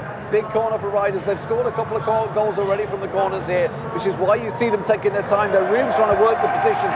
Inside near post is what they're looking for, not the case. Try to clear it, maybe recycle the ball, try and keep the ball alive a little bit here. See if they can work anything in the box. It is going to be a far cross. Nobody in the box though to meet it. Should be keepers, yeah. Only game with goals in Group C is Leipzig up 2-0 versus Goliath Gaming. In theory here, might be the least important of the group. Ajax, so giving a bit of fist bump there, enjoying just keeping a clean sheet at the moment, I think, over. You can relax as well if you're Ajax through. You've picked up those 2 wins, very similar to what DC United did. Won the second and third games today. 6 points, banked, early doors. You let everyone else scrap around you. You do the job early. Well, they took advantage. They got a big victory versus Leipzig, the only loss that they've taken, and they propelled off that victory, capitalized, got the job done. Up at half-time, SPQR. Cycling. 3 times, is it going to fall? Great save. Pick it out then for the half-time whistle around the grounds. This is the second goal then in that Leipzig game. We were treated a bit earlier, we saw that, just again treated with it one more time then. Well, Ajax have kicked off again, second half, Ducks America. Ajax, like the boys were just saying, happy then to settle really in this fixture because they're already safe and dry. Second in the table, 15 points, just behind RB Leipzig, the team actually they beat earlier. The main one we need to know is what's the head-to-head between Ducks and Goliath, because that could be the difference if Ducks get a goal. Because I have that. Okay. So the first time they played, Ducks won 2-1, and the second time they played, Goliath won 1-0. So it's even. So it's even. Where does it fall after that? Referee, come on, where's the ref on the end there? What's the next rules? Rashad hasn't got anything for us. If Ducks win and Goliath lose, it would then just go Ducks. I mean, the goal difference would be the difference there, right? Well, it would just be 3 or 4. They wouldn't be going out. It would go to actual goal difference with it after the head-to-head goal. Is that difference. confirmed? Or are you no making idea. this up? I have no idea. No, that's why I'm asking. I'm not going on record. You made it sound like a Richard's the one in statement. the referee shirt. That's why I'm asking. Well, Goliath will be 3rd, and then Ducks will be 4th. So you put the seeding then. I know it Both goes going through. head-to-head goal difference, and then the third. It's 3rd place tie-off between the points Yeah, of the teams. I'm not sure on that final. Can we get this confirmed, guys? We're Someone discussing in about it. production yell at me. Can we confirm this, please? Is it going to be one of those weird who scored the earliest or something like that at the time of the goal? It won't matter! Because Ducks America are doing the business! You see the footwork! Come on, Gravison! Quick feet they always eat! So now riders are out. At the moment, riders are out. This is, as it stands like this, riders will go And out. this is where you got to tap them on the shoulder. Maybe you have to let them know by the 60th, 70th minute. You're going to go. Let's go. It's go time. I mean, they've only just kicked off the second half, riders. They can take it easy for now, but... Massive moment then in Group C for Ducks America. They do leapfrog riders as it stands. Still 45 minutes, pretty much there or thereabouts left in this game on your screen. Are we going to see defending champions get knocked out in the group stages? Rich did say he expected Ducks to get the job done. Just throwing that out there. Compliments for Rich if it happens. He's a believer. Fired up in that game. We need to give the people a 3-screener. I'm just waiting for that couch to fall off the stage. you two keep jumping around. We're going to see you disappear in a minute. But we're passionate about the e-sport. Oh, big chance here for SPQ. Oh, it's gotta go. SPQ, bang one in. And that really sinks the riders. And if anything, it puts riders bottom of the group. And SPQR, while they'd be out, they'd be 5th. It does indeed, as it stands. SPQR jump up to 10 points. Ducks there on 12 points. Riders still on 9 points. Big moves happening everywhere in all the matches now. Goliath, though, pull one back as well against RB Leipzig. Ducks, since going 1-0 up, I've been watching this game, have been electric. Power shot off the crossbar. They've been creating chance after chance after chance. They can smell blood in the water, and they can smell a second goal to potentially put it out of Atletico's reach. Stop it. One more. Goliath also getting sucked into that a little bit. They'd be level on points with Ducks. Doesn't matter unless riders make a comeback. And the situation is a little bit, when you're reading into this, Ajax doesn't have a lot to play for. It might be the best matchup that Ducks could have actually had in this sequence or circumstance. Everybody else, they got a horse in the race, or a race full of horses. They have some sort of first one, Mike. on the line. First one worked. Yeah, thank you. You said where I was trying to get. We're just watching Goliath Leipzig. The other two teams are making changes at the moment, so we're not missing out on anything. Don't worry, don't panic, people. At the moment, though, there is a bit of a chance here. Goliath were trying to stop out Leipzig. Man, if they could turn it around to get a draw here, that would be great for them. And obviously Ajax losing in their game. So we do go back, SPQR 1-0 up now. They are the last game they will be to finish, actually, because they're in this group stage, because everybody else is about 20 minutes ahead of them now. So riders, oh man, what a storyline this would be to lose out. It was insane that we didn't get the defending world champion at the E-World Cup, obviously, when you had the qualifiers last year. To see the defending champions, the reigning champions, go out in group stage, to be grouped.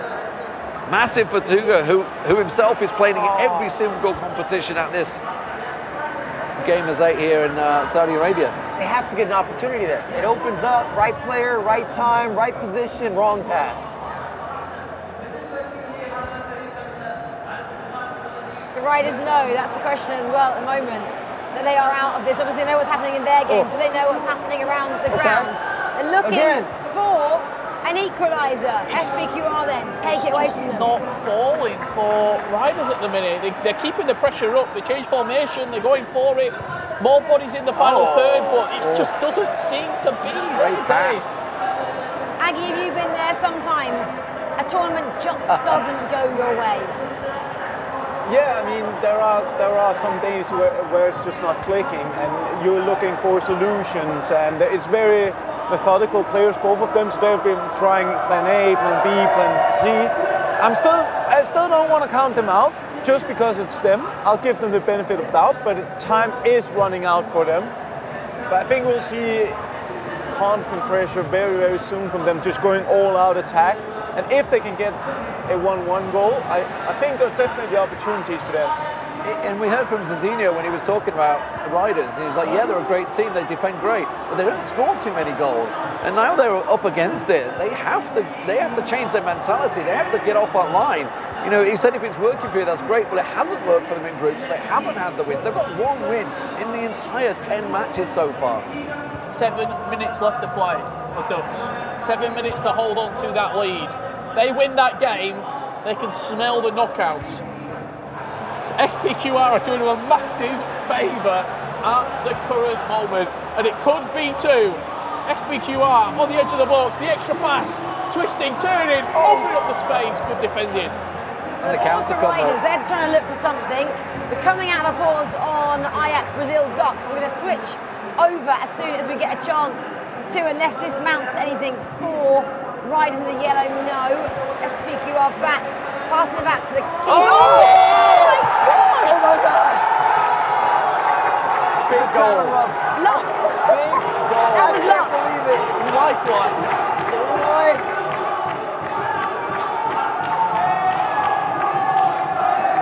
Shot.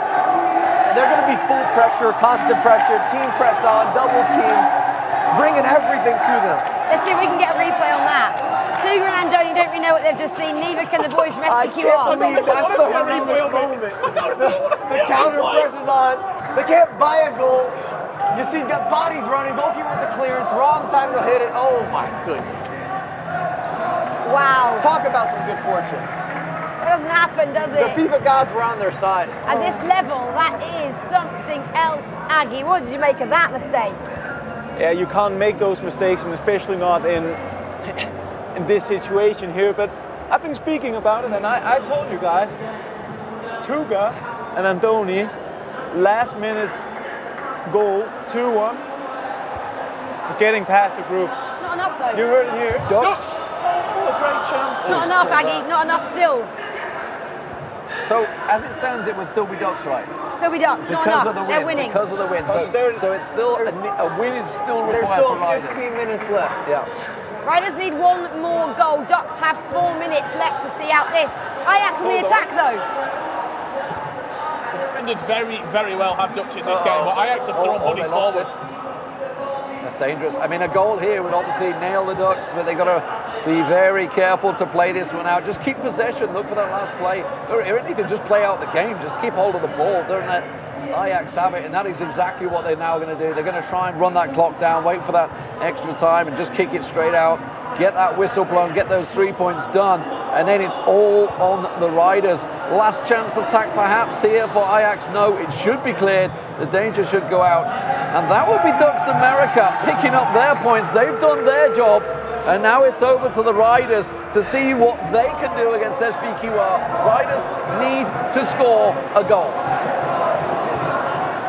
Every single eyeball turns to this game in the arena. A lot of time to work ticking with. down. 15 minutes left in game. Mike, do you think that's enough? Plenty of time. They haven't scored much, though, have they? But they're going to be in all-out pressure now. It just creates a lot more spacing, and then you have this instant counter press. When they lose the ball, well, hopefully they'll lose the ball there, but when they lose the ball, you'll see bodies take a lot of spaces and man mark a lot of the outlets for the other attacking team or the other squad. Down to 2 teams now. Ducks are currently sitting in that seat. Great strike. Push wide, corner. Dangerous. Very, very dangerous from set plays. They're really good from the corners. We've seen them scoring the near post corners. That's what they're looking for. Keep your eye on it. You can see they're looking for that position. They're trying to defend it heavily. They actually went deeper on the corner, and the ball cleared out, but it can get recycled back in. Still plenty of players forward, so they can work it down the left side. They've got really no options there. They have to recycle it, and in the end, SPQR cleared the danger. Time is ticking against them now, Rich. 84 minutes gone. It's got to be do or die. These are the moments. These are the championship level moments where the best players in the world show their worth. The question is, We've not seen it for 9 rounds of games from this team, from this club. They've not shown us championship level performances. They've got 5 minutes to save their tournament. What can they do? They'll try and play it, work it down the right, through the middle. Players there, but good defending once again. SPQR, they can just run the clock down here. They're just keeping hold of it. I mean, for SPQR, it means nothing. They go out the tournament regardless. For Riders, they have to get a goal. They have nothing else to lose here. They have to go for it. There's a chance. A through ball, maybe no. Not going to play it. Going to go down the right-hand wing. The time is ticking. Are they really going to go for that last-minute play? No, they're not. It's just not going their way here. That's it. 20 seconds left to play. They've won the ball back, but they're not got time to get it forward. SPQR have won it. Ducks America go through. What have we seen, guys? That says it all. Tuga devastated. Ducks elated. The Spanish outfit had all their ducks in a row, didn't they? For that one, they made it through. Tuga and Doni, defending champions. I hate to say it, they're eliminated. That's 2 of the 3 major events that we're going to see here in Saudi. We won't have a repeat champion. Ubit didn't qualify for the FIFAe World Cup. The E-Club champions, Tuga and Doni, they're going home early. They had all the opportunities, they just couldn't score goals. Too many draws. Draws will ruin you in one leg of FIFA. And look at Tuga, he's absolutely desolate. They came in as a lot of people's favourite. Gravison, can you give us a tweet? I know you're watching. Tell us your thoughts or give us a text. Show us what it means to get Ducks America through. Tuga, gutted for you, mate. Would have loved to have seen you go through to the 3rd day at the knockouts. He's trying to just compute what happened to him and his team. Can't really put it into words right now. Doesn't know what's happened. Can't really get a shot of Andoni to see how he's feeling. None of them have actually spoken to each other yet. They're just staying in their own little bubbles with their own He emotions. just needs to reset his mind. Obviously, like you say, he's got the Nations, he's got E-World Cup, he's here for the duration. One of the only 6 This is the players. one, though, Lee wanted. He was Absolutely. defending He's the champion defending here. champion. This was such a big one for him. And to go out in that way, just 1 win in the entire groups, draws are plenty. And we've said it so many times, draws don't win your tournaments. Yeah, well, really great sportsmanship then from the Ducks boys. You can see them in the back of shot. They're just coming over to show their support and commiserations to the boys from Riders. Well, you can see Spen down there as well. Spen, thoughts, please. Drama yet again. It's what we do here at the E-Club World Cup. It's come down right to the wire. I'm with the Ducks America guys. You've done it. You're into the knockouts. How are you feeling? Insane. I think there was a long time that I haven't felt that good playing competitive FIFA, and today is the day that proves that every single minute of training was good. Does it make it different to 1v1 when you've got a team as well and you know you've won it not just for your teammates here but for the organisation you represent? Yeah, it is much different, and also it's tough in this kind of games because sometimes I made mistakes and Need helps me to cope with them, and sometimes he makes mistakes and I help him cope with them. But I think we're a good duo, and it's not the way we want it to be, but we're still alive in the tournament, and tomorrow is a new day. That's what it's all about. It's just about staying alive. We're going to actually take a look at the goal that won you the game right now. I don't think we can see it, but they're watching it at home. You won your first game yesterday. You won a game in the middle, or the last game of yesterday. Then you hadn't won today. You had to win today, and you did it. Talk me through the goal that you scored, if you remember it. Yeah, it was Need. It was Need's brilliance. We all know that he was one of the best mechanical players in the game. He knows almost every skill move, and that's just his show. No words. That was a big clutch moment, wasn't it? Because you had to win today, that final game. It was like a knockout match. You hadn't won today, but you found a way to do it. How hard was it? It was super hard. And also because yesterday, I feel like we deserved more against every team but Ajax. I think they were probably the toughest opponent of yesterday, and we knew it would be like almost impossible to win. But we clutched up, and we're still alive. Great work to Ducks America. Go and enjoy yourselves, but not too much because you've got a big day ahead of you tomorrow. We're going to jump back into here. Slightly different emotion in this booth, but we've got to talk to our current champions who are not going to be repeating that championship. If you don't mind, I'm just going to walk into here. Sorry, Tuga, I know it's a tough time to talk, but we'd love just to grab you for a minute. I know you're a professional. You're not going to be keeping the championship, unfortunately. You've exited in the group stage. Have you got any immediate thoughts? No, we are really disappointed. I think we played good this day, although we didn't get a single win.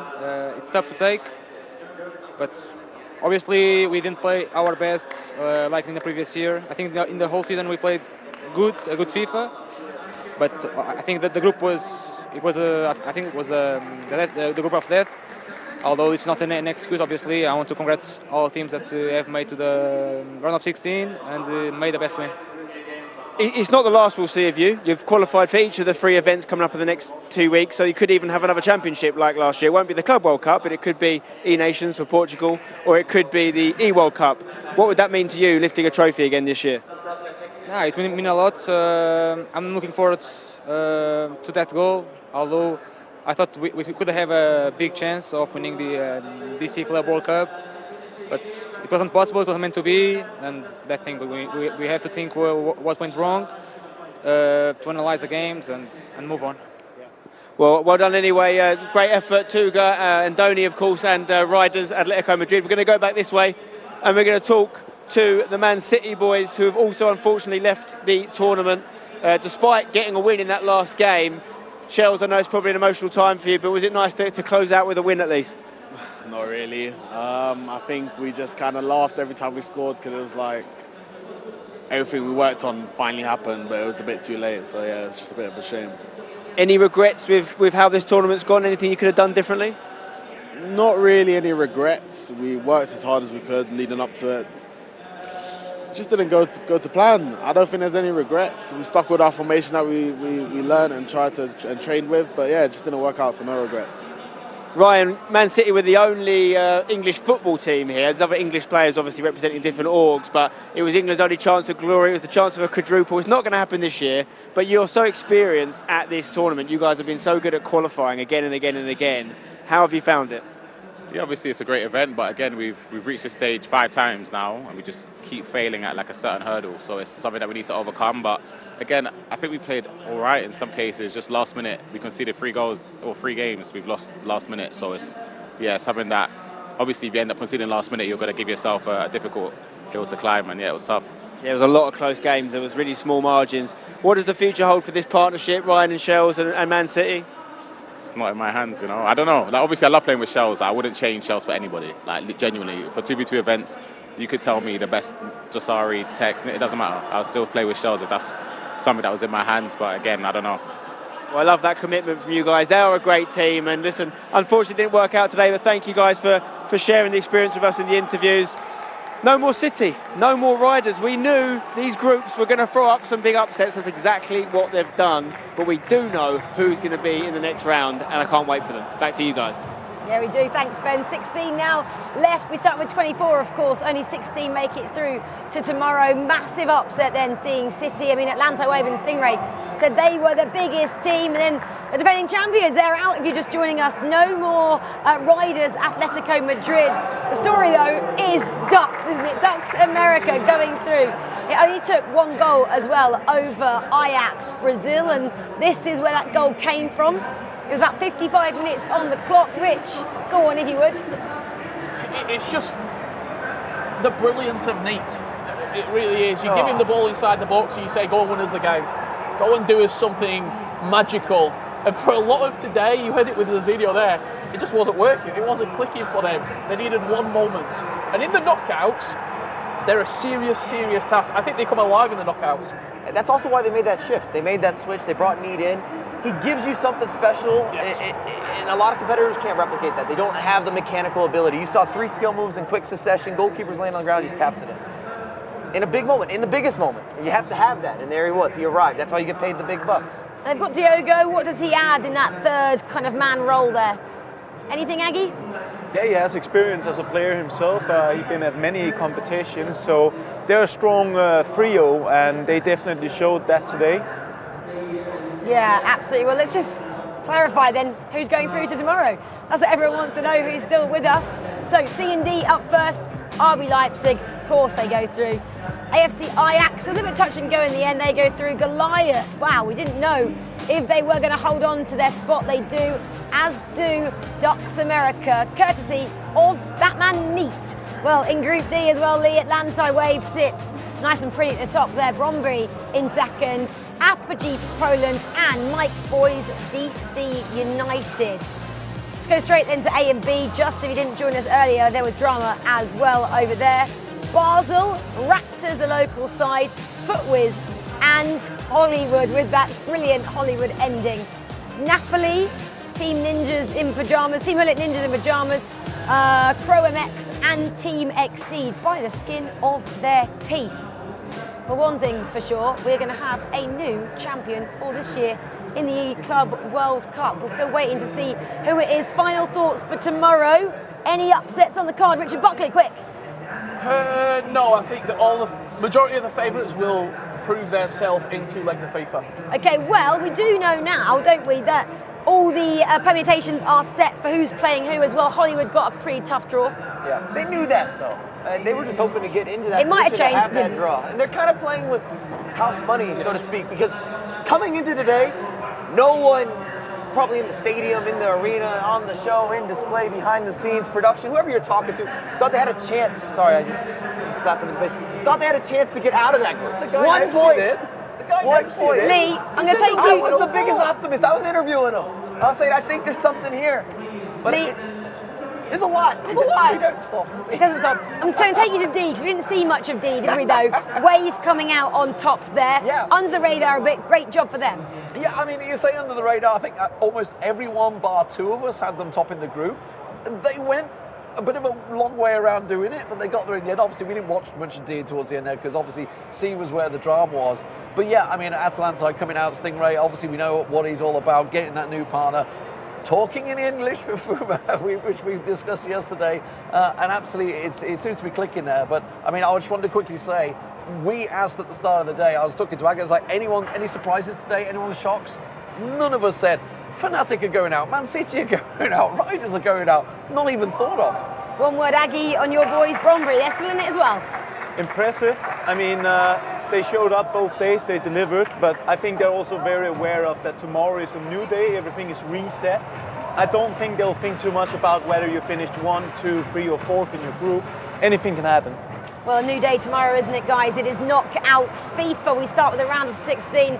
Then we have the quarterfinals. At the end of day 3, we'll only have 8 players left in it. We started yesterday with 24. Now we're down to our final 16. It's about to get even hotter in this arena. It's blistering hot outside in the Saudi heat. We can't wait for it to turn up a notch in here tomorrow. Thanks all of you guys on the stage with me, and to Spencer and Brandon as well, who have gone to get an early night, I believe. Anyway, we'll see you guys back here tomorrow as we come to the end of day 3 tomorrow. We'll find our final 8 in this, the FIFAe Club World Cup. Come back for more drama. We'll see you tomorrow. Good night.